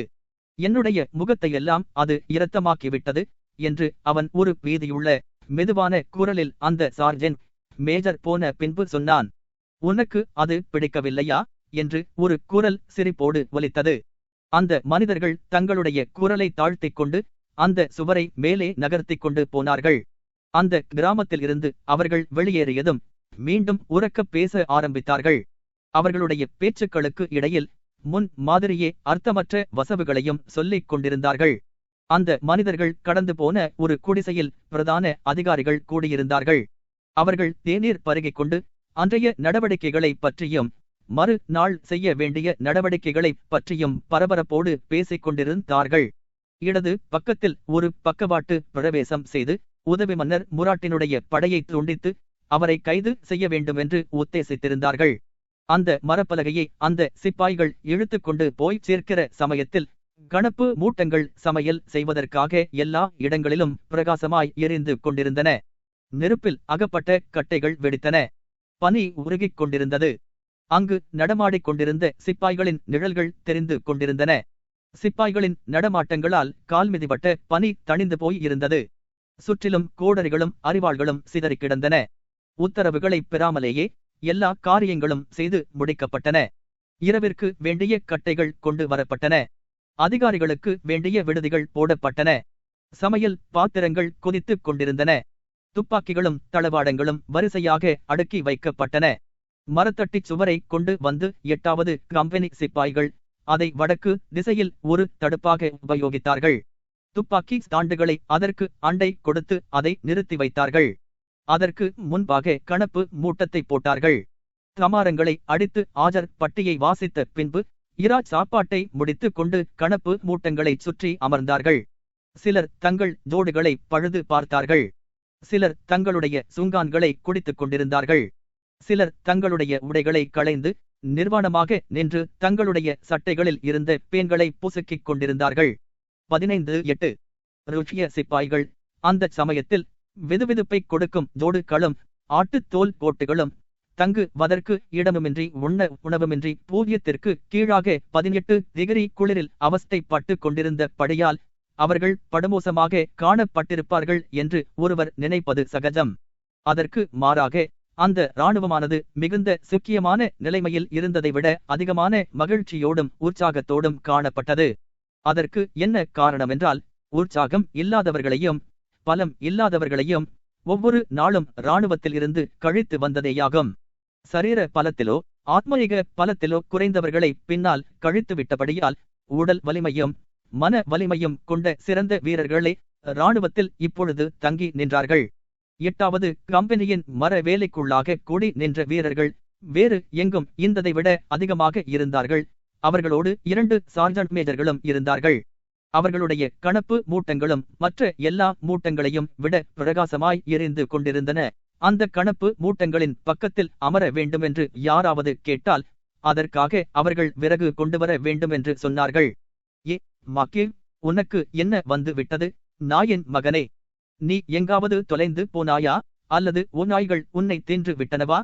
இன்னும் சில விறகுகளை கொண்டு வா என்று செந்நிறமான தலை ரோமத்தையும் சிவந்த முகத்தையும் உடைய ஒருவன் கத்தினான். அங்கே புகைந்து கொண்டிருந்த படியால் கண்களை இடுக்கி பார்த்தான்.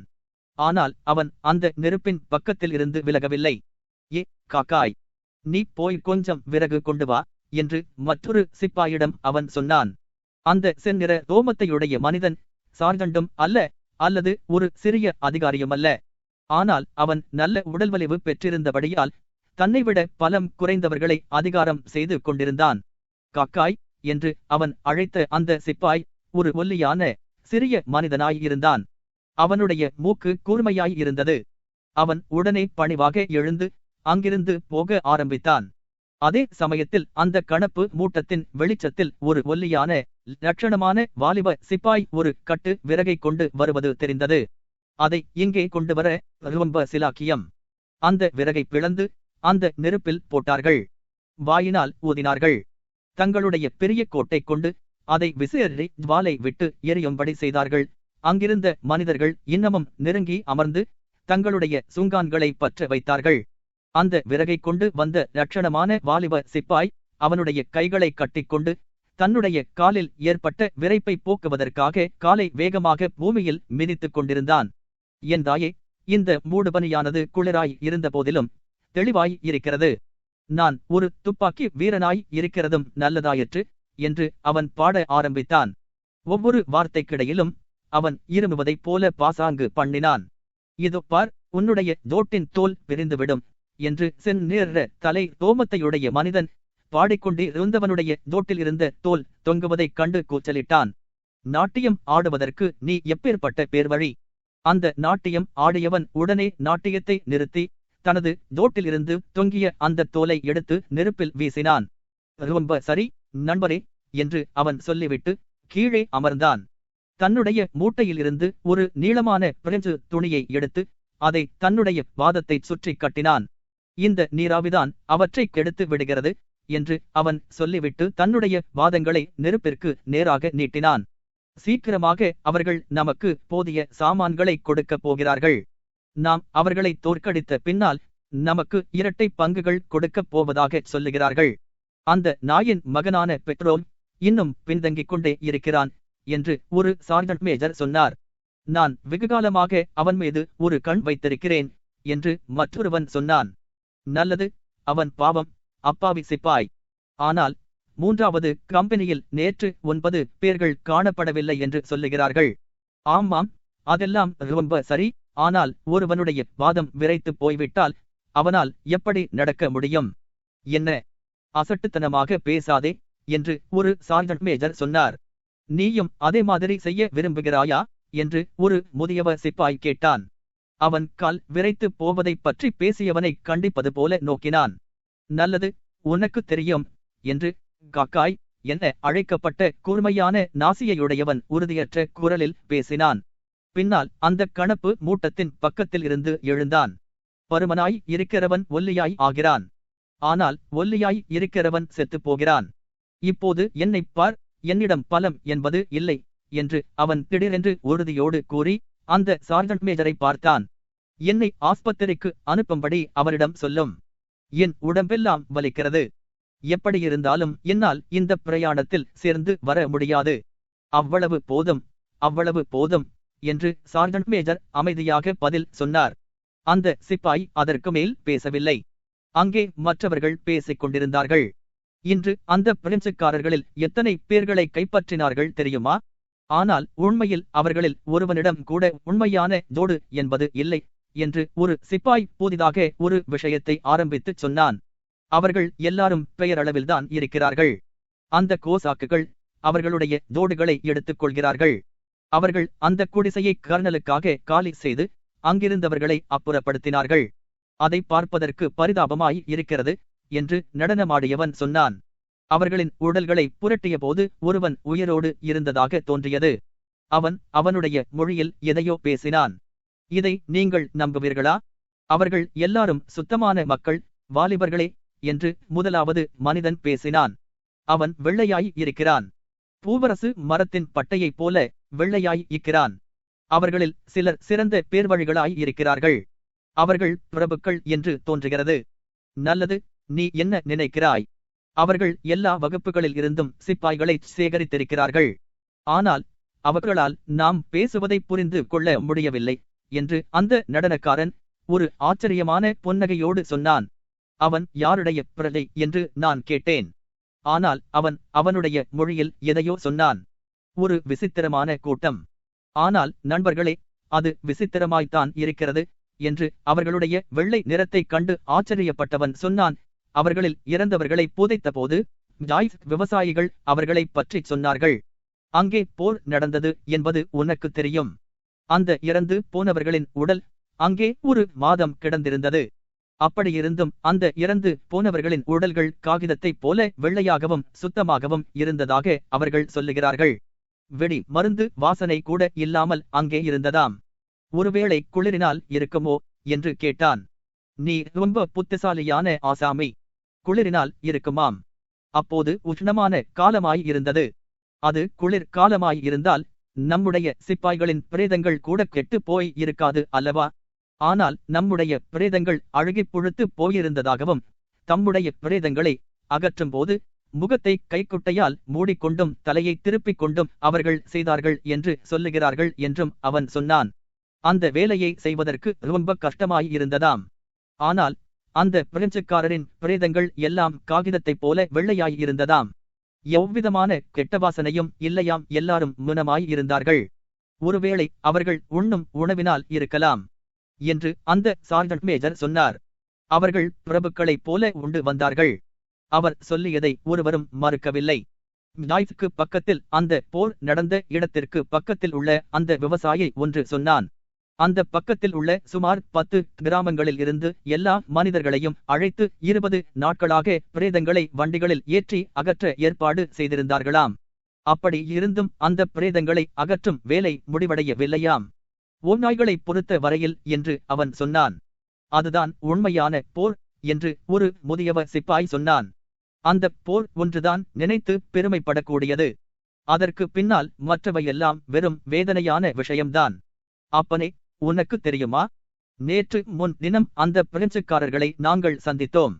அவர்கள் தங்களுடைய துப்பாக்கிகளை கீழே வீசிவிட்டு முழங்கால் படியிடுகிற வரையில் எங்களை அவர்களுக்கு பக்கத்தில் நெருங்க விடவில்லை. மன்னியுங்கள் என்று அவர்கள் சொல்லுகிறார்கள். அது ஒரே ஒரு விஷயம். அவர்கள் நெப்போலியனை பிளாட்டாம் 2 தடவை கைது செய்ததாக சொன்னார்கள். ஆனால் சரியான மந்திரம் அவனுக்கு தெரியாது. அவன் பிடித்துக் கொண்டே இருக்கிறான். அதனால் பிரயோசனம் இல்லை. நெப்போலியன் ஒரு பறவையாக மாறி பறந்து போய் விட்டான். அவனை கொல்லுவதற்கு வழியும் இல்லை. நீ ஒரு முதல் தரமான புலகன் கிசியோம். நீ சொல்வதை பார்த்தால் நீ ஒரு முதல் தரமான புலகன் என்பது நிச்சயமாகிறது. பொய்யனா? நிச்சயமாகவா? அதுதான் அசல் உண்மை. அவன் என் கையில் அகப்பட்டிருப்பானால் அவனை ஒரு கம்பத்தில் கட்டி பூமிக்குள்ளே புதைத்திருப்பேன்.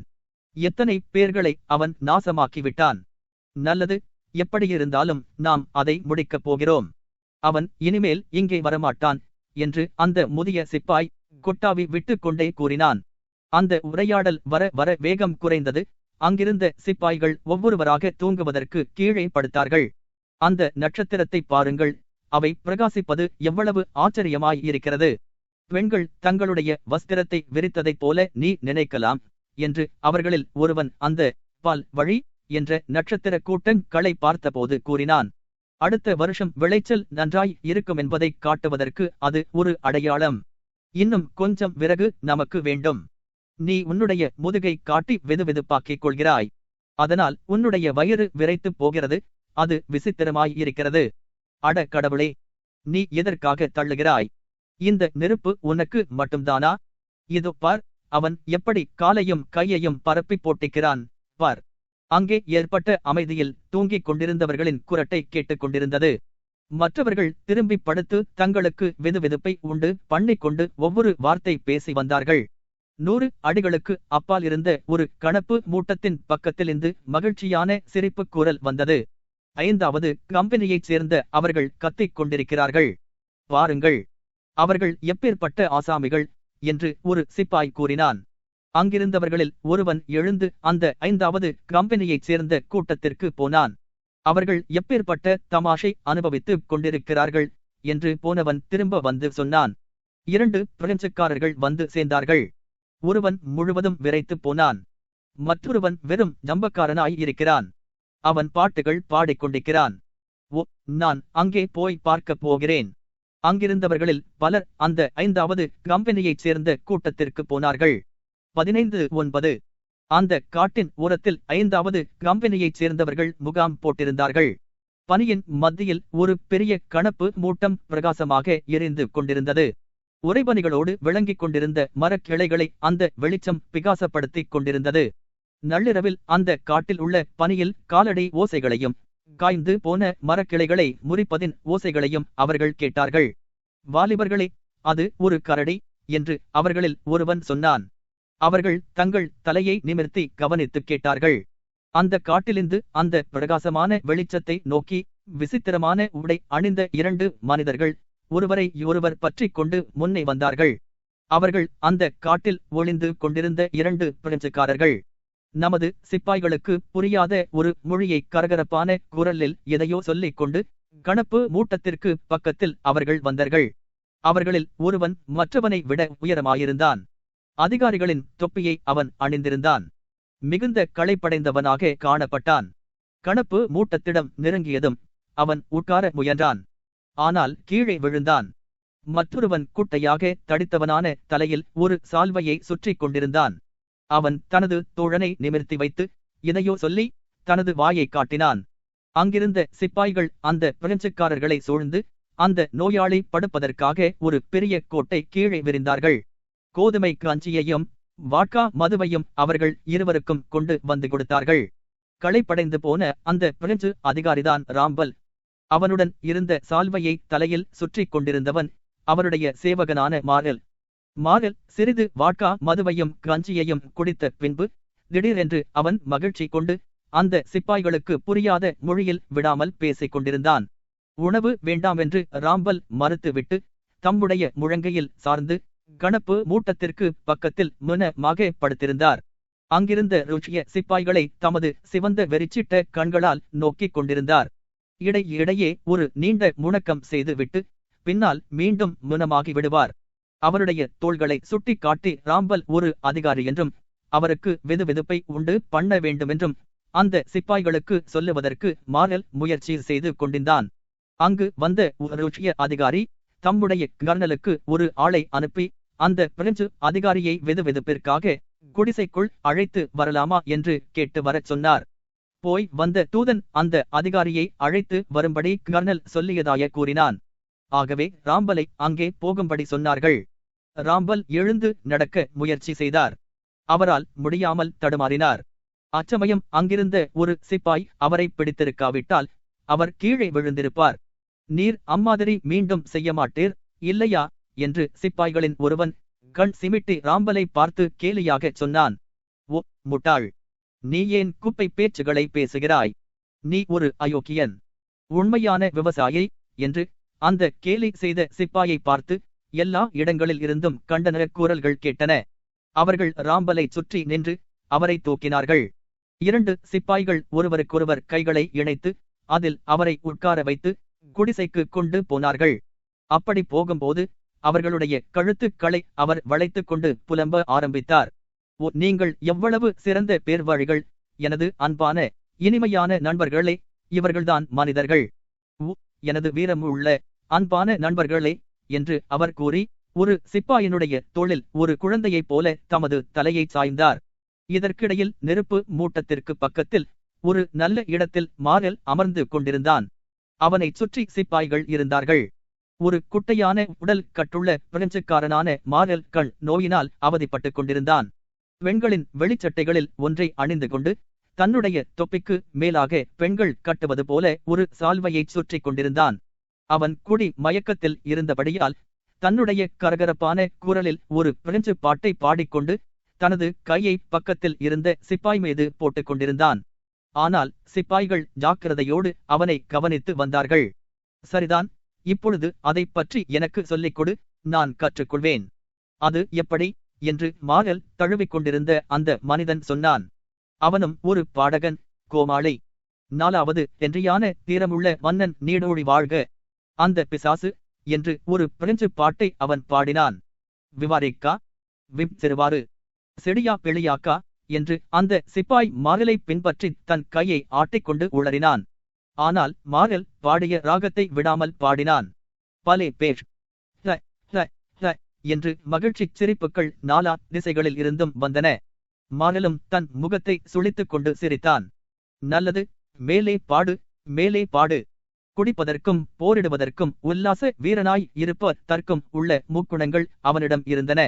ரொம்ப அழகாய் இருக்கிறது. நல்லது, ஜாலிட்டேம், இப்பொழுது பாடு. மிகுந்த சிரமத்தோடு ஜாலிட்டேம் கீ என்று குரலை நீட்டினான். ரிட்டாலாடிடிவா இடிப்ரா வாகாலா என்று தொடர்ந்து பாடினான். பலே பேஷ், பிரெஞ்சுக்காரன் மாதிரியே இருக்கிறது. ஓ ஓ ஓ, உனக்கு சாப்பிடுவதற்கு இன்னும் ஏதாவது வேண்டுமா? இன்னும் கொஞ்சம் கஞ்சி கொடுங்கள். பட்டினியாக கிடந்த பின்பு வயிறை நிரப்புவதற்கு வெகு நேரம் பிடிக்கும். அவர்கள் இன்னும் கொஞ்சம் கஞ்சி கொடுத்தார்கள். அந்த மூன்றாவது கஞ்சி தட்டை காலி செய்வதற்கு மாரல் சிரித்துக் கொண்டே ஆரம்பித்தான். அவனை கவனித்துக் கொண்டிருந்த வாலிபச் சிப்பாய்கள் எல்லாரும் மகிழ்ச்சியோடு புன்னகை காட்டினார்கள். இம்மாதிரி அசட்டுத்தனமாக தமாஷ் செய்வது தங்களுடைய குரவத்திற்கு ஒத்ததல்ல என்று நினைத்த வயதான சிப்பாய்கள் அந்த கணப்பு மூட்டத்தின் மற்றொரு பக்கத்தில் இன்னும் படுத்திருந்தார்கள். ஆனால் இடையிடையே அவர்களில் யாராவது ஒருவன் முழங்கையை ஊன்றி சிறிது உயர்ந்து மாரலை நோக்கி பொன் முறுவல் காட்டுவான். அவர்களும் மனிதர்கள்தான் என்று அவர்களில் ஒருவன் தன்னுடைய கோட்டை மேலே மூடிக்கொள்ளும் போது சொன்னான். கசப்பான மரமாயிருந்தாலும் அதனுடைய வேர்களில்தான் அது வளர முடியும்.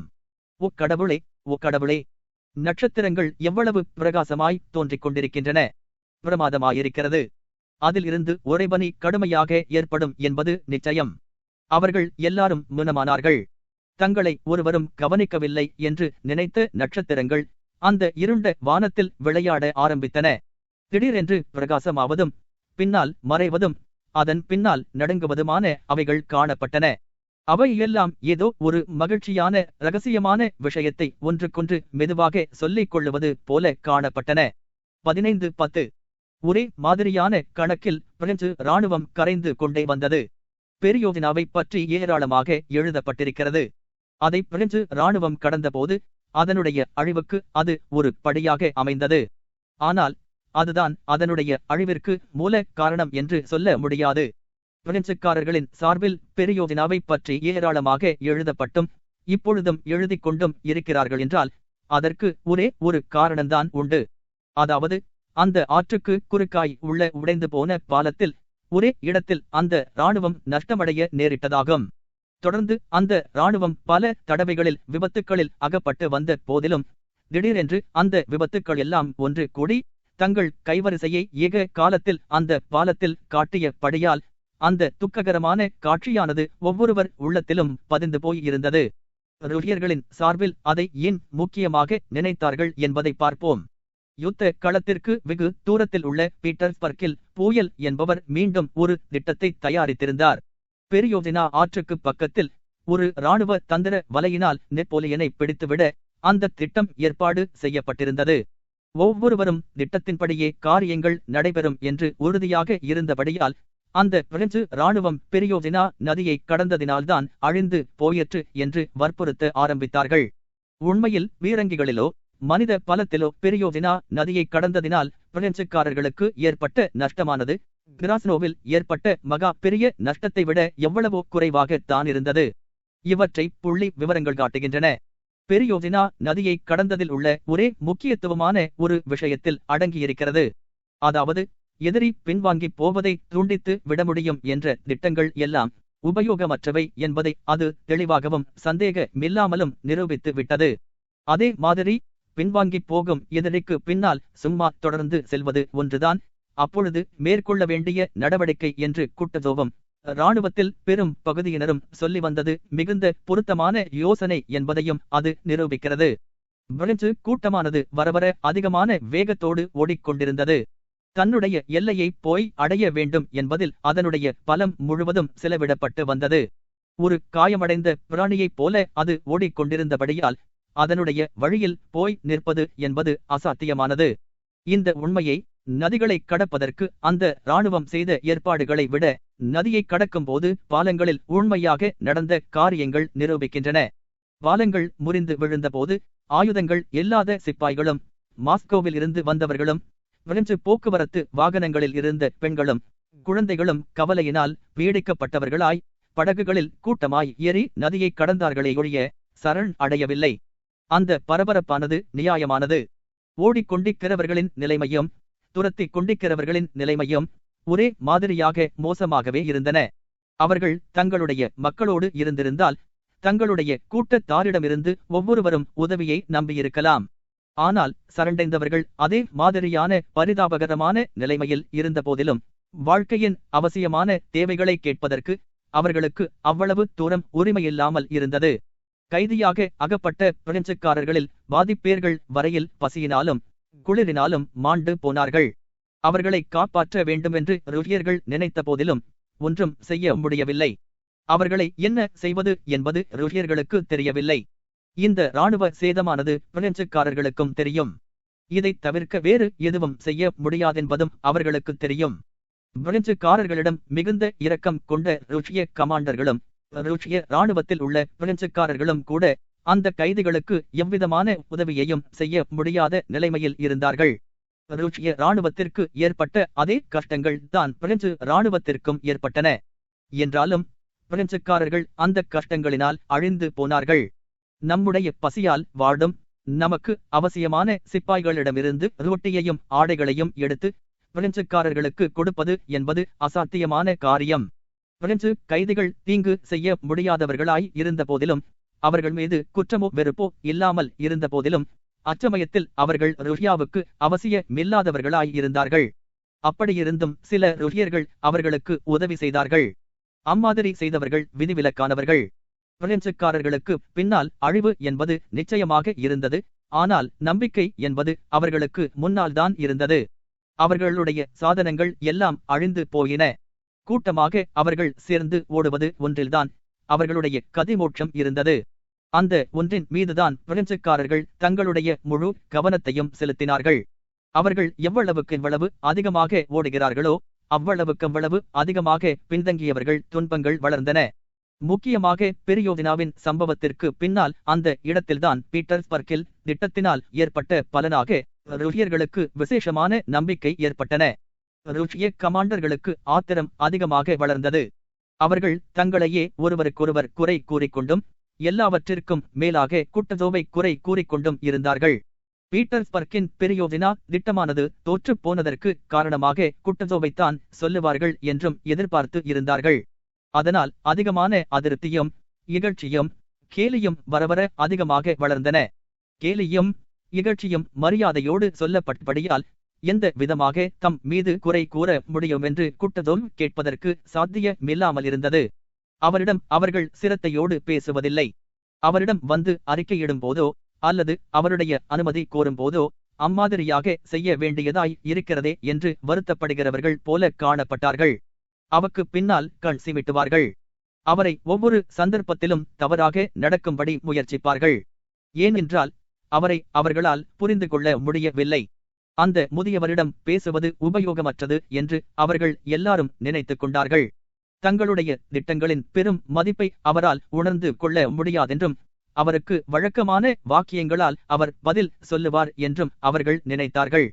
தங்கப்பாலம் என்றும் கந்தலை அணிந்து கொண்டிருக்கும் ஒரு கூட்டத்தை கொண்டு எல்லையை கடக்க முடியாதென்றும் இம்மாதிரியான வாக்கியங்களை அவர் சொல்லுவார் என்றும் அவர்கள் நினைத்தார்கள். இவற்றையெல்லாம் அவர்கள் முன்பே கேட்டிருக்கிறார்கள். உணவுப் பொருள்கள் வரும் வரை காத்திருக்க வேண்டும் என்றோ அல்லது துருப்புகளுக்கு ஜோடிகள் வரும் வரையில் காத்திருக்க வேண்டும் என்றோ அவர் சொல்லுவதெல்லாம் ரொம்ப சுலபமாக புரிந்து கொள்ளக்கூடிய விஷயங்கள். ஆனால் அவர்கள் சொல்லுகிற விஷயங்களோ ரொம்ப சிக்கலான சாமர்த்தியமான விஷயங்கள். ஆகவே அவற்றை புரிந்து கொள்ள முடியாமல் அவர் கிழவராகவும் புத்தியில்லா தவறாகவும் இருக்கிறார் என்றும், தாங்கள் உயர் பீடத்தில் இல்லாவிட்டாலும் தாங்கள்தான் மேதைகளான கமாண்டர் என்றும் அவர்கள் நினைத்தார்கள்.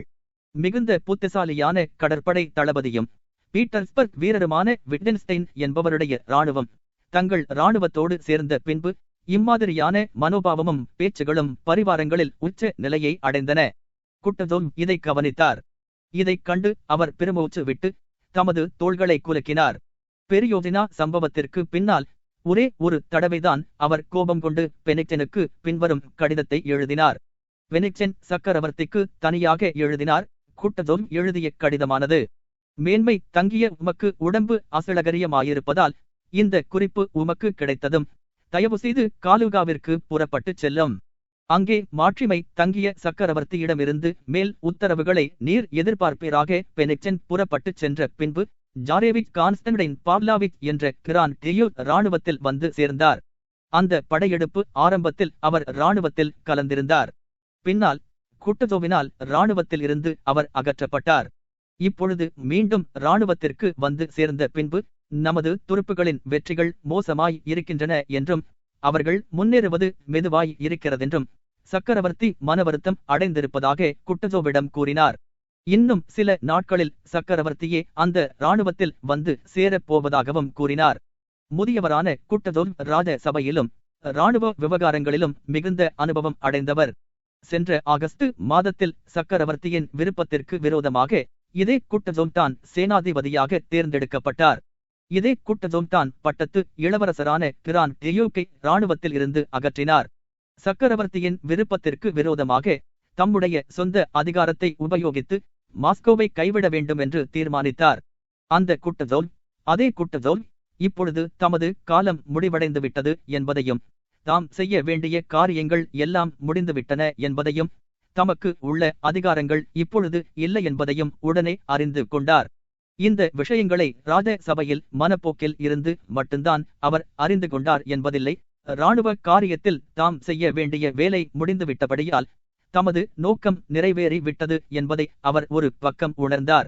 தளர்ந்து போனதம்முடைய உடல் வலிமையை அவர் உணர்ந்து அதற்கு ஓய்வு கொடுக்க வேண்டிய அவசியத்தையும் மற்றொரு பக்கத்தில் அவர் அறிந்தார். அருமையான வில்னா என்று அவர் அழைத்து வந்த அந்த வில்னாவுக்குள் நவம்பர் 29 தேதியன்று குட்டஜோவ் பிரவேசித்தார். அவருடைய உத்தியோக காலத்தில் இதுவரை 2 தடவைகள் அவர் வில்னாவின் கவர்னராக வேலை பார்த்திருக்கிறார். யுத்தத்தினால் அந்த நகரம் எவ்விதமான சேதமும் அடையவில்லை. அந்த பணம் செழித்த பட்டணத்தில் பழைய நண்பர்களையும் சங்கங்களையும் மீண்டும் அவர் சந்தித்தார். அவற்றோடு அவருடைய வாழ்க்கையில் வெகு காலமாக அவருக்கு கிடைக்காமல் இருந்த சொகுசான வாழ்க்கையையும் அவர் அங்கே பெற்றார். திடீரென்று அவால் சாத்தியமான வரையில் இராணுவத்தை பற்றியும் ராஜ்யத்தை பற்றியும் உள்ள கவலைகளை நீக்கிவிட்டு அவருக்கு முன்பு பழக்கமான அந்த அமைதியான வாழ்க்கையில் அவர் மூழ்கினார். அப்பொழுது சரித்திரத்தில் நடந்து கொண்டிருக்கும் காரியங்களை பற்றியும் நடக்க வேண்டி இருக்கும் காரியங்களை பற்றியும் எவ்விதமான கவலையும் இல்லாதவரைப் போல காணப்பட்டார். ராஜ்யங்களை உடைப்பதிலும் துண்டு படுத்துவதிலும் சிச்சாகோவ் என்பவர் மிகுந்த ஆர்வம் பெற்றவர். கிரேஸிலும் பின்னால் வார்சாவிலும் யுத்தம் நடத்த வேண்டும் என்று அவர்தான் முதலில் சொன்னார். ஆனால் அவரை எந்த இடத்திற்கு அனுப்புகிறார்களோ அங்கே போவதற்கு அவர் எப்பொழுதுமே விரும்புவதில்லை. சக்கரவர்த்தியோடு தைரியமாக பேசக்கூடியவர் என்று அவர் பெயர் பெற்றவர்.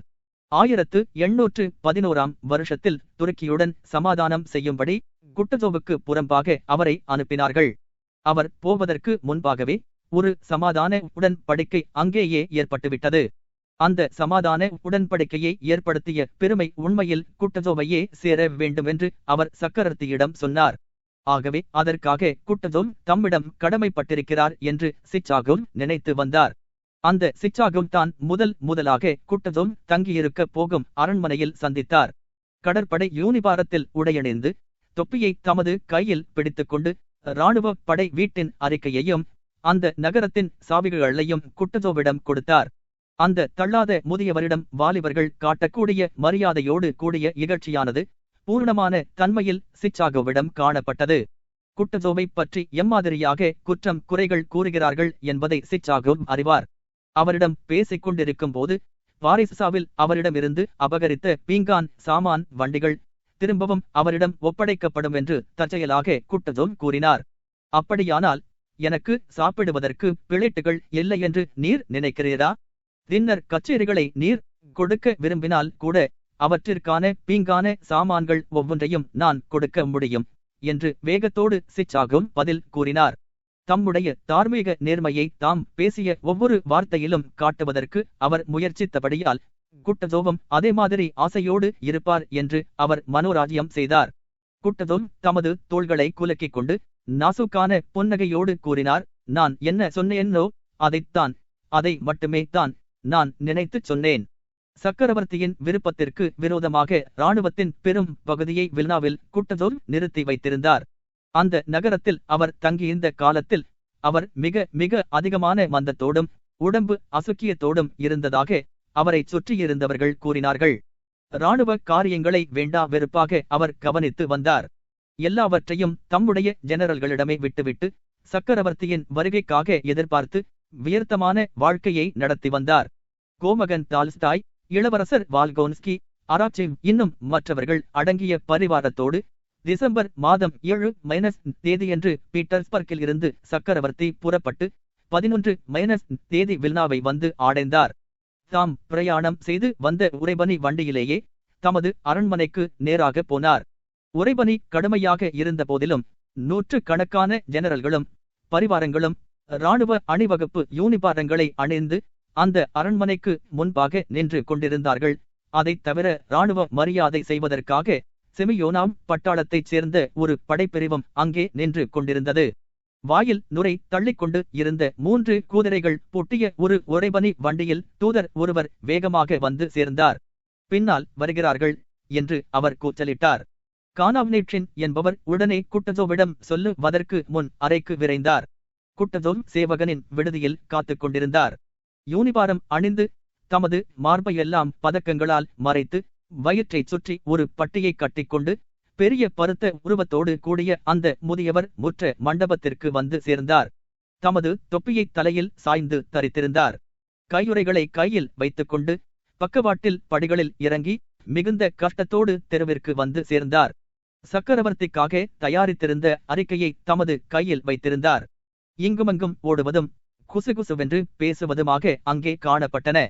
மற்றொரு உறைபனி வண்டி வேகமாக பறந்து வந்தது. அந்த வண்டியை நோக்கி எல்லாருடைய கண்களும் திரும்பின. அந்த வண்டியில் சக்கரவர்த்தியும் வால்கோன்ஸ்கியும் அமர்ந்திருப்பதை தூரத்திலேயே காண முடிந்தது. 50 வருஷ பழக்கத்தினால் இந்த காரியங்கள் எல்லாம் அந்த முதிய ஜெனரலுக்கு பரபரப்பை கொடுத்தன. தமது உடைகளை அவசரமாக அவர் தடவி விட்டுக்கொண்டு தமது தொப்பியை சரியாக வைத்துக் கொண்டு நிமிர்ந்து நின்று கொண்டிருந்தார். சக்கரவர்த்தி அந்த உறைபனி வண்டியிலிருந்து இறங்கி அதே வினாடியில் தமது கண்களை உயர்த்தி அவரை பார்த்து அவரிடம் தமது அறிக்கையை சமர்ப்பித்து தமது மிருதுவான தயவான குரலில் பேச ஆரம்பித்தார். குட்டசோவை தலையிலிருந்து பாதம் வரையில் வேகமாக சக்கரவர்த்தி நோட்டமிட்டுவிட்டு ஒரு வினாடி முகம் சுளித்து உடனே தம்மை சமாளித்துக் கொண்டு அந்த முதியவரிடம் தமது கைகளை நீட்டிக்கொண்டு சென்றார். அவரை தழுவிக்கொண்டார். இந்த ஆலிங்கனம் கூட அவருடைய உள்ளத்தில் வெகு காலமாக இருந்து வந்த உணர்ச்சியினால் குட்டசோவிடம் ஒரு உணர்ச்சியை தோற்றுவித்தது. உடனே அவர் விம்மினார். அதிகாரிகளுக்கும் செமியோனாவும் காப்பாளர்களுக்கும் சக்கரவர்த்தி வந்தனம் சொல்லிவிட்டு மீண்டும் அந்த முதியவரின் கையை அழுத்திக் கொண்டு அவரோடு அரண்மனைக்குள் போனார். சேனாதிபதியோடு சக்கரவர்த்தி தனிமையாக இருந்தபோது ருஷ்ய இராணுவம் பிரெஞ்சுக்காரர்களை துரத்தி கொண்டு போவதில் மிகுந்த தாமதம் ஏற்படுவதைக் கண்டு தமக்குள்ள அதிருப்தியை சக்கரவர்த்தி தெரிவித்தார். கிரஸ்னோவிலும் பெரியோதினாவிலும் ஏற்பட்ட தவறுகளுக்காகவும் தமது அதிருப்தியை தெரிவித்தார். வெளிநாட்டில் தம்முடைய படையெடுப்பு உத்தேசங்களை பற்றியும் அவர் தெரிவித்தார். குட்டசோல் எந்த விதமான பதிலோ அபிப்பிராயமோ தெரிவிக்கவில்லை. 7 வருஷங்களுக்கு முன்னால் ஆஸ்திரேலிய போர்க்களத்தில் சக்கரவர்த்தியின் உத்தரவுகளை பெறும்போது அவருடைய முகத்தில் காணப்பட்ட பணிவான கருத்து எதுவுமில்லாத தோற்றமானது அவருடைய முகத்தில் இப்பொழுதும் தோன்றியது. படிப்பு அறையிலிருந்து கவிழ்ந்த தலையோடு குட்டசோல் வெளியே வந்தார். அவர் நடன அறையை கடந்து வந்தபோது அவரை பார்த்து ஒரு குரல் பேசுவது கேட்டது. கலங்காத மேன்மை தங்கியவரே. குட்டசோல் தமது தலையை உயர்த்தி வெகு நேரமாக கோமகன் டால்ஸ்டாயின் கண்களை பார்த்தார். அங்கே அவர் ஒரு வெள்ளித்தட்டை அவருக்கு முன்பாக நீட்டிக் கொண்டிருந்தார். அதில் ஒரு சிறிய பொருள் காணப்பட்டது. தாம் என்ன செய்ய வேண்டும் என்பதை குட்டசோவால் அறிய முடியாதது காணப்பட்டார் போல. திடீரென்று அவருக்கு நினைவு கூர்ந்ததைப் போல தோன்றினார். அவருடைய தடித்த முகத்தில் ஒரு மெல்லிய புன்னகை பளிச்சிட்டது. அவர் தாழ்வாக தலை வணங்கி மரியாதையோடு அந்த வெள்ளித்தட்டில் இருந்த பொருளை எடுத்துக்கொண்டார். அதுதான் செயின்ட் ஜார்ஜின் முதல் வகுப்பு பதக்கமாகும். செயின்ட் ஜார்ஜ் பதக்கமானது 1769 வருஷத்தில் மகாபெரிய காத்தரைன் சக்கரவர்த்தினியால் ஏற்பாடு செய்யப்பட்டது. யுத்தத்தில் வீரதீரங்களை காட்டியவருக்கு அது கொடுக்கப்பட்டது. அந்த பதக்கத்தில் முதல் வகுப்பானது மிக உயர்ந்த கௌரவம் கொண்டது. அதை கொடுப்பதே அபூர்வம். அந்த பதக்கத்தில் ஒரு நட்சத்திரமும் சிலுவையும் சேர்ந்திருக்கும். 15-11 மறுநாளன்று ஃபீல்ட் மார்ஷல் ஒரு டின்னர் கச்சேரியையும் நடனக் கச்சேரியையும் ஏற்பாடு செய்தார். அவற்றில் சக்கரவர்த்தி பிரசன்னமாயிருந்து குரவித்தார். செயின்ட் ஜார்ஜ் பதக்கத்தின் முதலாவது வகுப்பு பதக்கம் குட்டஜோவுக்கு கொடுக்கப்பட்டது. மரியாதைகளில் உயர்வான மரியாதையை சக்கரவர்த்தி அவருக்கு காட்டினார். என்றாலும் அவரிடம் சக்கரவர்த்திக்குள்ள அதிருப்தியை எல்லாரும் அறிவார்கள். வழக்கமான மரியாதைகள் எல்லாம் அனுசரிக்கப்பட்டன. சக்கரவர்த்தி தான் முதலில் அதை ஆரம்பித்தார். என்றாலும் அந்த முதிய மனிதர் மீதுதான் எல்லா பழிகளையும் சுமத்த வேண்டுமென்றும் அவர் ஒன்றுக்கும் உபயோகமில்லாதவர் என்றும் ஒவ்வொருவரும் நினைத்தார்கள். காத்தரின் காலத்து வழக்கப்படி எதிரிகளிடமிருந்து கைப்பற்றப்பட்ட விருதுகளை சக்கரவர்த்தி நடன அறைக்குள் பிரவேசிக்கும் போது அவருடைய காலடியில் சமர்ப்பிக்க வேண்டுமென்று குட்டஜோவ் ஏற்பாடு செய்தார். அதைக் கண்டதும் சக்கரவர்த்தி முகம் சுளித்து எதையோ சொன்னார். அவர் சொன்ன வார்த்தைகளில் முதிய கோமாளி என்ற வார்த்தைகள் மட்டும்தான் சிலருக்கு காதில் கேட்டன. குட்டஜோவிடம் சக்கரவர்த்திக்கு ஏற்பட்ட அதிருப்தி முக்கியமாக வில்னாவில்தான் அதிகமாயிற்று. வரப்போகும் போர் திட்டத்தின் முக்கியத்துவத்தை பற்றி குட்டஜோவால் அறியவோ அறிந்து கொள்ளவோ முடியாததினால்தான் அந்த அதிருப்தி அதிகமாயிற்று. மறுநாள் காலையில் சக்கரவர்த்தி தம்மை சுற்றியிருந்தவர்களிடம் கூறினார், நீங்கள் ருஹ்யாவை காப்பாற்றியது மட்டுமல்ல, ஐரோப்பாவையே காப்பாற்றினீர்கள் என்று சொன்னார். அதிலிருந்து யுத்தம் இன்னும் முடிவடையவில்லை என்பதை அவர்கள் அறிந்து கொண்டார்கள். இதை குட்டஜோவ் மட்டும்தான் அறிந்து கொள்ள முடியவில்லை. புதிதாக ஏதாவது ஏற்படுகிற யுத்தத்தினால் நிலை மாயை அபிவிருத்தி அடையும்படி செய்ய முடியாதென்றும் அதனால் ருஹ்யாவின் பெருமை உயர்ந்து விடாதென்றும் ருஹ்யா இப்போது அடைந்துள்ள மகத்தான பெருமையை அது கெடுத்து விடுமென்றும் குட்டஜோவ் பகிரங்கமாக சொல்லி வந்தார். புதிதாக துருப்புகளை சேர்ப்பது முடியாதென்றும் ஏராளமான கஷ்டங்களை ஏற்கனவே மக்கள் அனுபவித்து விட்டார்கள் என்றும் ஆகவே பொது முயற்சிகளில் தோல்வியே ஏற்படும் என்றும் இம்மாதிரியான விஷயங்களை சக்கரவர்த்திக்கு நிரூபிக்க அவர் முயற்சி செய்து வந்தார். ஃபீல்ட் மார்ஷலுடைய மனப்போக்கு இம்மாதிரியாக இருப்பதால் வரப்போகும் யுத்தத்திற்கு அவர் எதிராகவும் இடையூறாகவும் இருப்பார் என்று அவரை பற்றி நினைத்தது இயற்கையேயாகும். அந்த முதியவரோடு மனக்கஷ்டமான தகராறுகளை தவிர்க்க வேண்டுமானால் ஒரே ஒரு வழிதான் உண்டு. அதாவது ஆஸ்டர்லிட்ஸில் அவருக்கு செய்ததைப் போல, ருஷ்ய யுத்தத்தின் ஆரம்பத்தில் பாரக்லேக்கு செய்ததைப் போல அதிகாரத்தை மீண்டும் சக்கரவர்த்திக்கு மாற்றிவிடுவது ஒன்றுதான் அந்த வழி. அம்மாதிரி செய்தால்தான் அந்த முதிய மனிதரின் அதிகாரத்தை பிடுங்கவும் அதனால் அவருக்கு மன வருத்தம் ஏற்படாமல் செய்யவும் சாத்தியமாகும். இந்த நோக்கத்தோடு அவருடைய பரிவாரங்களை கொஞ்சம் கொஞ்சமாக மாற்றி அமைத்து அந்த பரிவாரங்களின் உண்மையான பலத்தை சக்கரவர்த்திக்கு மாற்றினார்கள். தால் கானாவ்னேட்ரின் எர்மோலா ஆகியவர்கள் புதிய நியமனங்களை பெற்றார்கள். ஃபீல்ட் மார்ஷலுடைய பலவீனத்தையும் அசுக்கியத்தை பற்றியும் ஒவ்வொருவரும் பலமாக பேச ஆரம்பித்தார்கள். அவருடைய பதவியை பிடுங்கி மற்றொருவருக்கு கொடுக்க வேண்டுமானால் அவருடைய ஆரோக்கியம் குறைவானதாகத்தான் இருந்தாக வேண்டும். என்றாலும் உண்மையில் அவருடைய ஆரோக்கியம் மோசமாகத்தான் இருந்தது. அவர் துருக்கியில் இருந்து திரும்பி பீட்டர்ஸ்பர்க்கில் இராணுவத்திற்கு ஆட்களை சேர்ப்பதற்காக பொக்கிஷ இலாகாவிற்கு வந்ததைப் போலவும் பின்னால் அவருடைய சேவை அவசியமாய் இருந்தபோது மீண்டும் அவரை இராணுவத்திற்கு அனுப்பியது போலவும் இயற்கையாகவும் சுலபமாகவும் படிப்படியாகவும் அவருக்கு மாறுதலை உண்டு பண்ணினார்கள். அதாவது அவர் செய்ய வேண்டிய வேலை முடிந்துவிட்ட படியால் அவருடைய இடத்திற்கு ஒரு புதிதான அவசியமான ஒருவரை நியமித்தார்கள். தேசிய முக்கியத்துவத்தினால் ஒவ்வொரு ருஷ்யரின் உள்ளத்தையும் அந்த 1812ஆம் வருஷத்து யுத்தம் கவர்ந்திருந்தது. இப்பொழுது அந்த யுத்தமானது ஐரோப்பிய முக்கியத்துவத்தோடு விளங்க வேண்டியதாய் இருந்தது. மேற்கில் இருந்து கிழக்கே மக்கள் பெயர்ந்து வந்ததற்கு பதிலாக கிழக்கில் இருந்து மேற்கே பெயர்ந்து போக வேண்டியதாய் மாறியது. இந்த புதிய யுத்தத்திற்கு மற்றொரு தலைவர் அவசியமாயிருந்தது. அதாவது குட்டஜோவுக்கு நேர் எதிரான கொள்கைகளையும் குணங்களையும் கொண்டவராகவும் நேர் எதிரான நோக்கங்களையும் கொண்டவராகவும் உள்ள ஒரு தலைவர் அவசியமாயிருந்தது. கிழக்கில் இருந்து மேற்கே மக்கள் போவதற்கும் ருஷ்ய நாட்டின் தேசிய எல்லைகளை மாற்றியமைப்பதற்கும் முதலாவது அலெக்சாண்டர் அவசியமாயிருந்தார். ருஷ்யாவை ரட்சித்து அதன் பெருமையை காப்பாற்றுவதற்கு குட்டஜோவ் எவ்வளவு அவசியமாயிருந்தாரோ அதே மாதிரி புதிய வேலைகளுக்கு முதலாவது அலெக்சாண்டர் அவசியமாயிருந்தார். ஐரோப்பா என்றால் என்ன, சமபலம் என்றால் என்ன, நெப்போலியன் என்றால் என்ன என்பவைகளை குட்டஜோவ் அறிந்திருக்கவில்லை. அவரால் அதை அறியவும் முடியாது. எதிரியை நாசமாக்கிய பின்பு ருஷ்யாவை விடுதலை செய்து அதற்கு பெரிய மகத்துவம் ஏற்படும்படி செய்த பின்பு ஒரு ரூஷியர் என்ற முறையில் ரூஷிய மக்களின் பிரதிநிதியான அவர் செய்யக்கூடிய வேலை எதுவுமில்லை. தேசிய யுத்தத்தின் பிரதிநிதியாய் இந்த அவர் செய்யக்கூடிய வேலை இனி எதுவும் இல்லாதபடியால் அடுத்தபடியாக அவர் காலமாவதைத் தவிர வேறு எதுவுமில்லை. அதே மாதிரி குட்டஜோன் காலமானார். 15-12 கைதியாக இருந்தபோது பியர் அனுபவித்த சரீர மனக்கஷ்டங்களின் பூரண வேகத்தை அவர் விடுதலையான பின்புதான் அனுபவிக்க நேர்ந்தது. அவர் விடுதலையான பின்பு ஓரல் என்ற இடத்திற்கு வந்தார். அங்கிருந்து 3வது நாளன்று கீவ் என்ற இடத்திற்கு போவதற்கு அவர் தயாரான போது அவர் அசுக்கியமடைந்து 3 மாதங்கள் படுக்கையில் கிடந்தார். பித்த தூரமென்று டாக்டர்கள் சொன்னார்கள். அவரிடமிருந்து இரத்தத்தை வெளிப்படுத்தியும் மருந்துகளை குடிக்கும்படியும் டாக்டர்கள் செய்து வந்த போதிலும் கடைசியாக அவர் குணமடைந்தார். அவர் விடுதலையானதிலிருந்து அவர் நோயில் படுத்த வரையில் என்ன காரியங்கள் நடந்தன என்பதை பற்றி வீயரின் மனதில் தெளிவாக எதுவுமில்லை.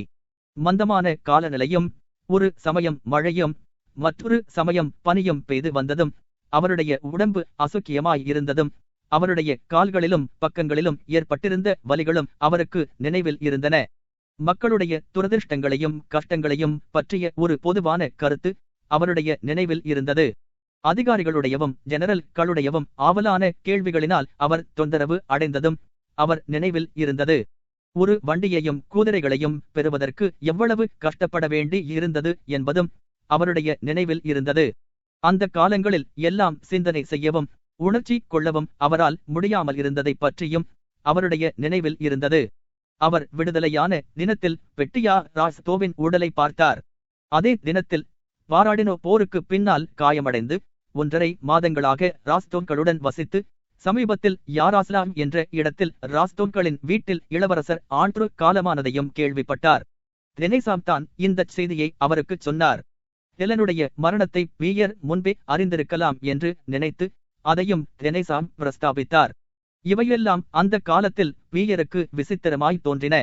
அவற்றின் முக்கியத்துவத்தை அவரால் அறிய முடியவில்லை என்று அவர் உணர்ந்தார். அச்சமயத்தில் மனிதர்கள் ஒருவரையொருவர் கொன்று கொண்டிருக்கும் இடங்களில் இருந்து எவ்வளவு சீக்கிரமாக வெளியேற முடியுமோ அவ்வளவு சீக்கிரமாக போக வேண்டும் என்பதிலேயே அவர் ஆவல் கொண்டிருந்தார். அமைதியான ஒரு இடத்திற்கு சென்று தமது உடலை தேற்றி ஓய்வு பெற்று தாம் அறிந்து கொண்ட விசித்திரமான புதிய விஷயங்களை எல்லாம் பற்றி சிந்திக்க வேண்டுமென்று அவர் விரும்பினார். ஆனால் ஓரலை அவர் அடைந்ததும் அசுக்கியமான படுக்கையில் படுத்தார். அவர் சுக்கியம் அடைந்த பின்பு அவருடைய வேலைக்காரர்களில் இருவரான திறனுடையும் வாஸ்காவும் அவருக்கு வேண்டியவைகளை கவனித்துக் கொண்டிருப்பதை அறிந்தார். அவர்கள் மாஸ்கோவில் இருந்து வந்திருந்தார்கள். அவர்களோடு அவருடைய இலக்ஸ் என்ற எஸ்டேட்டில் வசித்து வந்த அவருடைய மைத்துனியான மூத்த இளவரசியும் அவருடைய விடுதலையையும் அசுக்கியத்தையும் கேள்விப்பட்டு அவரை கவனிப்பதற்காக அங்கே வந்தாள். அவர் சுக்கியமடைந்து கொண்டிருந்த போதுதான் கடந்த சில மாதங்களாக அவர் பழகிப் போயிருந்த பழைய நினைப்புகள் மெதுவாக கொஞ்சம் கொஞ்சமாக அவரை விட்டு நீங்க ஆரம்பித்தன. அவரை யாரும் எங்கேயும் போகும்படி சொல்ல மாட்டார்கள் என்பதையும் அவரிடம் இருந்து அவருடைய வெதுப்பான படுக்கையையும் யாரும் பிடுங்கிக் கொள்ள மாட்டார்கள் என்பதையும் அவருக்கு தேனேரோ இராச்சாப்பாடோ நிச்சயமாக கிடைக்கும் என்பதையும் கொஞ்சம் கொஞ்சமாக அவர் உணர ஆரம்பித்தார். ஆனால் வெகுகாலம் வரையில் அவருடைய கனவுகளில் அவர் கைதியாக இருப்பதாகவே கண்டு வந்தார். அதே மாதிரி அவருடைய விடுதலைக்கு பின்னால் இளவரசர் ஆண்ட்ரோவின் மரணத்தை பற்றியும் அவருடைய மனைவியின் மரணத்தை பற்றியும் பிரெஞ்சு துருப்புகளின் அழிவை பற்றியும் அவர் கேள்விப்பட்ட செய்திகளை கொஞ்சம் கொஞ்சமாக புரிந்து கொள்ள ஆரம்பித்தார். மகிழ்ச்சியான விடுதலை உணர்ச்சியானது இயற்கையாக மனிதனுக்கு ஏற்படக்கூடிய மாற்ற முடியாத சுதந்திர உணர்ச்சி மாஸ்கோவிற்கு வெளியே அவர் முதலில் தங்கியபோது உணர்ந்தார். சுக்கியம் அடைந்து வந்தபோது வீயரின் உள்ளத்தை நிரப்பியது. வெளிநிலைமைகளுக்கு கொஞ்சங்கூட சம்பந்தமில்லாமல் காணப்படும் இந்த உள் சுதந்திரத்தை அறிந்ததும் அவர் ஆச்சரியமடைந்தார். அந்த உள் சுதந்திரமானது இப்பொழுது அவருடைய வெளி சுதந்திரத்திற்கு ஒரு துணையாக இருந்தது. பழக்கமானவர்கள் யாருமில்லாத ஒரு புதிய நகரில் அவர் மட்டும் தனியாக இருந்தார். அவர் என்ன செய்ய வேண்டுமென்று யாரும் அவரிடம் சொல்லவில்லை. அவரை யாரும் எங்கும் அனுப்பவில்லை. அவருக்கு வேண்டியவை எல்லாம் கிடைத்து வந்தன. அவருக்கு இடைவிடாத துன்பமாயிருந்த அவருடைய மனைவியின் நினைப்பானது இப்போது துன்பத்தை கொடுக்கவில்லை. ஏனெனில் அவள் உயிரோடு இல்லை. ஓ, எவ்வளவு நன்றாய் இருக்கிறது, எவ்வளவு சிலாக்கியமாய் இருக்கிறது என்று அவர் தமக்கு பக்கத்தில் ஒரு சுத்தமான மேஜையை கொண்டு வந்து போட்ட போது நினைத்தார். அந்த மேஜை மீது மிகுந்த மணமான மாமிச ரசம் இருக்கும். அவர் சுத்தமான படுக்கையில் இரவு படுக்கும் போதும் அதே மாதிரி நினைப்பார். பிரெஞ்சுக்காரர்கள் போய்விட்டார்கள் என்பதையும் தமது மனைவி உயிரோடு இல்லை என்பதையும் அவர் நினைக்கும் போதும் அம்மாதிரி எண்ணம் அவருக்கு தோன்றுவதுண்டு. ஓ, எவ்வளவு நன்றாய் இருக்கிறது, எவ்வளவு சிலாக்கியமாய் இருக்கிறது! ஆனால் அவருடைய பழைய வழக்கத்தினால் அவர் தம்மையே கேட்டுக்கொள்வார், நல்லது, அப்புறம் என்ன, நான் என்ன செய்யப் போகிறேன் என்று கேட்டு அப்புறம் தாமே பதிலும் கூறிக்கொள்வார். நல்லது, நான் வாழ்க்கையை நடத்துவேன். ஆ, எவ்வளவு சிலாக்கியமாய் இருக்கிறது! அதே கேள்விதான் முன்பெல்லாம் அவரை வருத்தி வந்தது. வாழ்க்கையின் நோக்கத்தைப் பற்றி அவர் அறிவதற்கு இடைவிடாமல் முயற்சி செய்து அந்த கேள்வியினால் வருத்தி வந்தார். இப்போது அந்த வருத்தமெல்லாம் அவருக்கு காணப்படவில்லை. வாழ்க்கையின் நோக்கம் என்ன என்பதைப் பற்றிய ஆராய்ச்சியானது தற்காலிகமாக மட்டும் மறைந்திருக்கவில்லை, அது இப்போது உயிரோடு இல்லையென்றும் மீண்டும் தன்னிடம் அது வராதென்றும் அவர் நினைத்தார். ஆகவே வாழ்க்கையின் நோக்கம் என்ன என்ற அந்த கேள்வி மறைந்து போனதினால் அந்த மறைவானது அவருக்கு பூர்ணமான மகிழ்ச்சியான விடுதலை உணர்ச்சியை கொடுத்தது. அந்த உணர்ச்சிதான் இச்சமயத்தில் அவருக்கு மகிழ்ச்சியாக அமைந்திருக்கிறது. வாழ்க்கையின் நோக்கத்தை அவரால் பார்க்க முடியவில்லை. ஏனெனில் அவருக்கு இப்போது ஒரு நம்பிக்கை ஏற்பட்டிருக்கிறது. ஆட்சி வகைகளின் மீதோ, வார்த்தைகளின் மீதோ, கொள்கைகளின் மீதோ அந்த நம்பிக்கை ஏற்படவில்லை. ஆனால் அந்த நம்பிக்கை யானது நிரந்தரமாக எங்கும் நிறைந்து நிற்கும் அந்த கடவுள் மீது ஏற்பட்ட நம்பிக்கையாகும். முன்பெல்லாம் தாமே ஏற்படுத்திக் கொண்ட நோக்கங்களில் அந்த கடவுளை பார்க்க அவர் முயற்சி செய்தார். அந்த நோக்கங்களை கண்டு பிடிப்பது என்பது கடவுளை அறிய முயற்சி செய்வதேயாகும். அவர் கைதியாக இருந்தபோது அவருடைய தாதி வெகு காலத்திற்கு முன்பு சொல்லிய விஷயம் அவருக்கு திடீரென்று தோன்றியது. வார்த்தைகளினாலோ தர்க்கங்களினாலோ அதை அவர் அறிந்து கொள்ளவில்லை. நேரடியாக அவருக்கு ஏற்பட்ட உணர்ச்சியினாலேயே அவர் அறிந்து கொண்டார். அவருடைய தாதி வெகு காலத்திற்கு முன்பாக கடவுள் இங்கேவும் இருக்கிறார், எல்லா இடங்களிலும் இருக்கிறார் என்று சொன்னாள். அதைத்தான் அவர் நேரடியாக உணர்ந்தார்.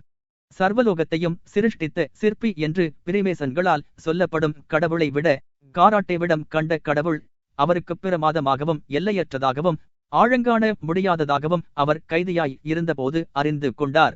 தூரத்தில் இருப்பது ஒன்றை காண்பதற்காக கண்களை இடுக்கி ஒருவன் பார்த்த பின்பு அவன் விரும்பிய பொருள் அவனுடைய காலடியிலேயே கிடக்கிறது என்பதைக் கண்டால் அவன் எம்மாதிரி உணர்ச்சி கொள்வானோ அதே மாதிரி உணர்ச்சியை பீயரும் பெற்றார். அதுவரை அவருடைய வாழ்க்கை முழுவதிலும் தம்மை சுற்றி இருந்தவர்களுக்கு மேலாக அவர் தேடிக்கொண்டிருந்தார். அம்மாதிரி கண்களை அவர் சிரமப்படுத்தாமல் தமக்கு எதிராக அவர் பார்த்திருக்க வேண்டும். கடந்த காலத்தில் அந்த எல்லையற்ற அறிய முடியாத பெரிய வஸ்துவை அவரால் காண முடியவில்லை. எங்கோ ஒரு இடத்தில் அது இருக்க வேண்டும் என்று அவர் உணர்ந்து வந்தபடியால் அதை தேடிக் கொண்டிருந்தார். சமீபத்தில் இருந்த ஒவ்வொன்றிலும் மனதிலும் அறியக்கூடிய ஒவ்வொன்றிலும் அவர் சாதாரணமான அற்பமான புத்தியற்ற விஷயங்களையே கண்டு வந்தார். தம்முடைய மனதை தூரதிருஷ்டியில் பழக்கிய பின்பு அவர் தொலை தூரத்தை பார்த்தபோது அங்கே உலக சம்பந்தமான அற்ப விஷயங்கள் தூரத்தில் மூடுபனியில் மறைந்திருப்பதைப் போல கண்டார். அவை தெளிவாக அவருக்கு தெரியாததால் அவைதான் பிரமாதமானவை என்றும் எல்லையற்றவை என்றும் அவருக்கு தோன்றின.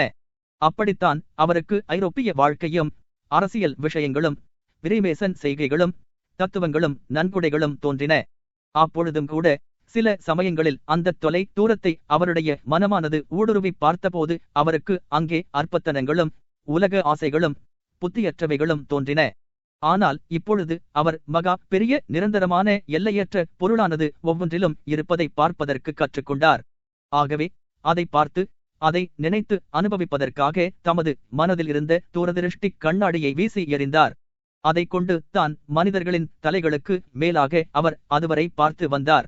அதை வீசி எறிந்த பின்பு இப்பொழுது அவர் மகிழ்ச்சியோடு தம்மை சுற்றி நடந்து வரும் இடைவிடாத மாறுதலும் நிரந்தரமாக மகா பெரியதாய் இருப்பதும் ஆழங்காண முடியாத எல்லையற்ற விதமாய் இருப்பதுமான வாழ்க்கையைக் கண்டு அனுபவித்தார்.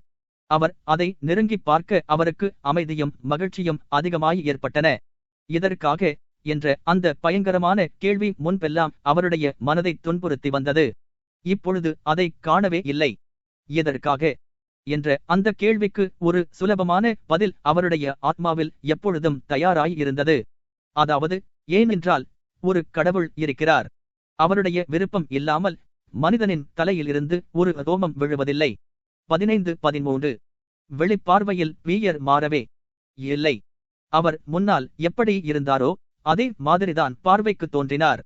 முன்னார் இருந்தது போலவே அவர் பராக்கு புத்தியுடன் காணப்பட்டார். தமது கண்முன்பாக காணப்படுகிற விஷயங்களைத் தவிர வேறு ஏதோ அவருக்கு சொந்தமான ஒரு தனி விஷயத்தை பற்றி சிந்தித்துக் கொண்டிருப்பது போல தோன்றி வந்தார்.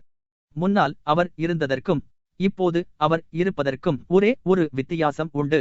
அதாவது அவருக்கு முன்னால் உள்ள ஒரு விஷயத்தைப் பற்றியோ அல்லது அவரிடம் சொல்லப்படும் ஒரு விஷயத்தைப் பற்றியோ அவரால் கிரகிக்க முடியவில்லை என்றால், அவர் தமது நெற்றியைச் சுளித்து ஏதோ வெகு தூரத்தில் உள்ள ஒன்றை பார்ப்பதற்கு கஷ்டத்தோடு முயற்சி செய்பவரைப் போல முன்னால் எல்லாம் காணப்பட்டு வந்தார். இப்பொழுது இன்னமும் அவரிடம் சொல்லப்பட்ட விஷயங்களை அவர் மறந்து அவருடைய கண்களுக்கு முன்னால் காணப்படுவதை இன்னமும் அவர் பார்க்காமலேயே இருந்து வருகிறார். ஆனால் இப்பொழுதெல்லாம் ஒரு கேலியான புன்முறுவலோடு அவர் முன்னால் காணப்படுவதையும் அவரிடம் சொல்லப்படுவதையும் கவனித்து வந்தாலும் அவர் முன்பைவிட முற்றிலும் மாறாக பார்த்தும் கேட்டும் வருவதாக காணப்பட்டார். முன்பெல்லாம் அவர் கனிந்த உள்ளத்தோடு இருந்தாலும் சோகத்தோடு இருப்பதாக காணப்பட்டார். அதனால் மக்கள் அவரை தவிர்க்க விரும்பினார்கள். இப்பொழுதெல்லாம் வாழ்க்கையின் மகிழ்ச்சியைப் பற்றிய ஒரு புன்னகை அவருடைய உதடுகளில் எப்பொழுது தவழ்ந்து கொண்டே இருக்கும். மற்றவர்கள் மீது ஒரு அனுதாபம் அவருடைய கண்களில் பிரகாசித்துக் கொண்டிருக்கும். தம்மைப் போல அவர்களும் திருப்தியோடு இருக்கிறார்களா என்ற கேள்விக்குறியோடு அவருடைய பார்வை விளங்கும். அவருடைய பிரசன்னத்தில் மக்கள் மகிழ்ச்சி கொள்ள ஆரம்பித்தார்கள். முன்பெல்லாம் அவர் மிக அதிகமாக பேசுவார். அவர் பேசும்போது பரபரப்பு கொள்ளுவார்.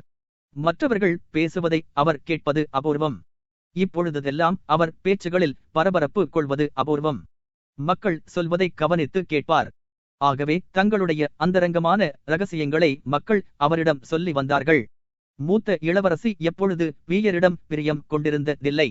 அவருடைய பராமரிப்பில் தான் இருக்க வேண்டுமென்ற நிலை ஏற்பட்டது முதல், அதாவது முதிய கோமகனின் மரணத்திற்கு பின்பு அவர் மீது குறிப்பாக விரோதம் காட்டி வந்தாள். ஆனால் இப்பொழுது ஓரலில் அவள் சிறிது காலம் தங்கிய பின்பு அவருடைய நன்றிகெட்ட தனத்திற்கு பதிலாக அவருக்கு சிகிச்சை செய்ய வேண்டியது தமது கடமை என்பதை அவருக்கு காட்ட வேண்டுமென்று நினைத்தே வந்தாள். அவள் அவர் மீது மிகுந்த பிரியம் கொள்ள ஆரம்பித்தாள். இதைக் கண்டு அவளுக்கே ஆச்சரியமாகவும் எரிச்சலாகவும் இருந்தது. வீயர் அவளுடைய தயவை பெறுவதற்காக எதையும் செய்யவில்லை. ஆனால் அவளை சிரத்தையோடு அவர் கவனித்து வந்தார். முன்பெல்லாம் பராமுகமாகவும் கேலியாகவும் தம்மை அவர் நடத்தி வருவதாக அவள் நினைத்து வந்தாள். அதனால் மற்றவர்களிடம் அவள் நடந்து கொள்வதைப் போலவே அவரிடமும் தன்னை உள்ளே மறைத்துக் கொண்டு தன்னுடைய சண்டை போடும் குணத்தையே காட்டி வந்தாள். ஆனால் இப்பொழுது அவளுடைய இருதயத்தில் உள்ள பரிசுத்தமான எண்ணங்களை அறிந்து கொள்ள அவர் முயற்சிப்பதாக அவளுக்கு தோன்றியது. இதை முதலில் அவள் நம்பவில்லை. ஆனால் நம்பிய பின்பு அவள் நன்றியுடன் தன்னுள்ளே மறைத்து வைத்த இனிமையான குணங்களை அவர் தெரிந்து கொள்ளும்படி நடந்து வந்தாள். எவ்வளவு தந்திரமான மனிதனாக இருந்தாலும் வீயரைப் போல அவளுடைய உள்ளத்தில் அவ்வளவு தூரம் நம்பிக்கையை பெறும்படி வெற்றியோடு நடந்திருக்க முடியாது. ஆகவே அவளுடைய இளமை பருவத்தின் சிறந்த காலங்களில் நடந்த காரியங்களை நினைவூட்டி அவளிடம் அனுதாபம் காட்டி வந்தார். இருந்தாலும் வீயருடைய தந்திரமானது ஒரேயொரு விஷயத்தில் தான் அடங்கியிருந்தது. அதாவது மனக்கசப்படைந்த கடுமையான உள்ளங்கொண்ட அந்த பெருமை மிக்க இளவரசியிடம் உள்ள மனித குணங்களை வெளிப்படுத்தி அவற்றில் மகிழ்ச்சி கொள்ளுவதையே அவர் செய்து வந்தார். ஆம், அவர் கெட்டவர்களுடைய சகவாசங்கள் இல்லாமல் என்னை போன்றவர்களுடைய சகவாசத்தில் இருக்கும் போது மிக மிக அன்பான மனிதராய் இருக்கிறாய் என்று இளவரசி நினைத்தாள். அவருடைய வேலைக்காரர்களான திறனுடியும் வாஸ்காவும் கூட வீயரிடம் ஏற்பட்டுள்ள மாறுதலை கவனித்தார்கள். அவர் கபடம் எதுவுமில்லாமல் மிகுந்த சாதாரணமானவராக ஆகிவிட்டார் என்று நினைத்தார்கள்.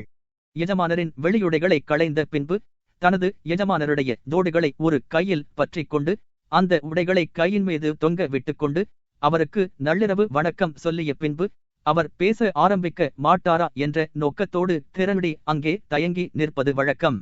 ஏதோ பேச வேண்டுமென்று திறனுடி விரும்புவதாக வீயருக்கு தோன்றும் போது அவனை அங்கேயே நிறுத்தி வைப்பார். நல்லது, எனக்குச் சொல்லு, உனக்கு எப்படி உணவு கிடைத்தது என்று அவர் கேட்பார். உடனே திறனுடி மாஸ்கோவின் அழிவை பற்றியும் முதிய கோமகனை பற்றியும் பேச ஆரம்பித்து வெகு நேரமாக அந்த உடைகளை கைகளிலேயே தொங்க விட்டுக்கொண்டு பேசிக் கொண்டிருப்பான், அல்லது வீயர் சொல்லும் கதைகளை கேட்டுக் கொண்டிருப்பான். அதன் பின்னால் தனது எஜமானருடன் தனக்கு ஒரு இனிமையான அந்நியோன்யம் ஏற்பட்டிருப்பதாக நினைத்து அவர் மீது அன்பு கொண்டு அந்த இடத்தை விட்டு தாலுக்கு போவான். தொடரும். தயவு செய்து எங்களுடன் இணைந்து கொள்ளுங்கள், மற்றவர்களுடன் பகிர்ந்து கொள்ளுங்கள், செய்தி மணியை அழுத்துங்கள். உங்கள் ஆதரவு மட்டுமே இதைத் தொடர்வதற்கு ஊக்கமளிக்கும். அன்புடன், தியாகலிங்கம்.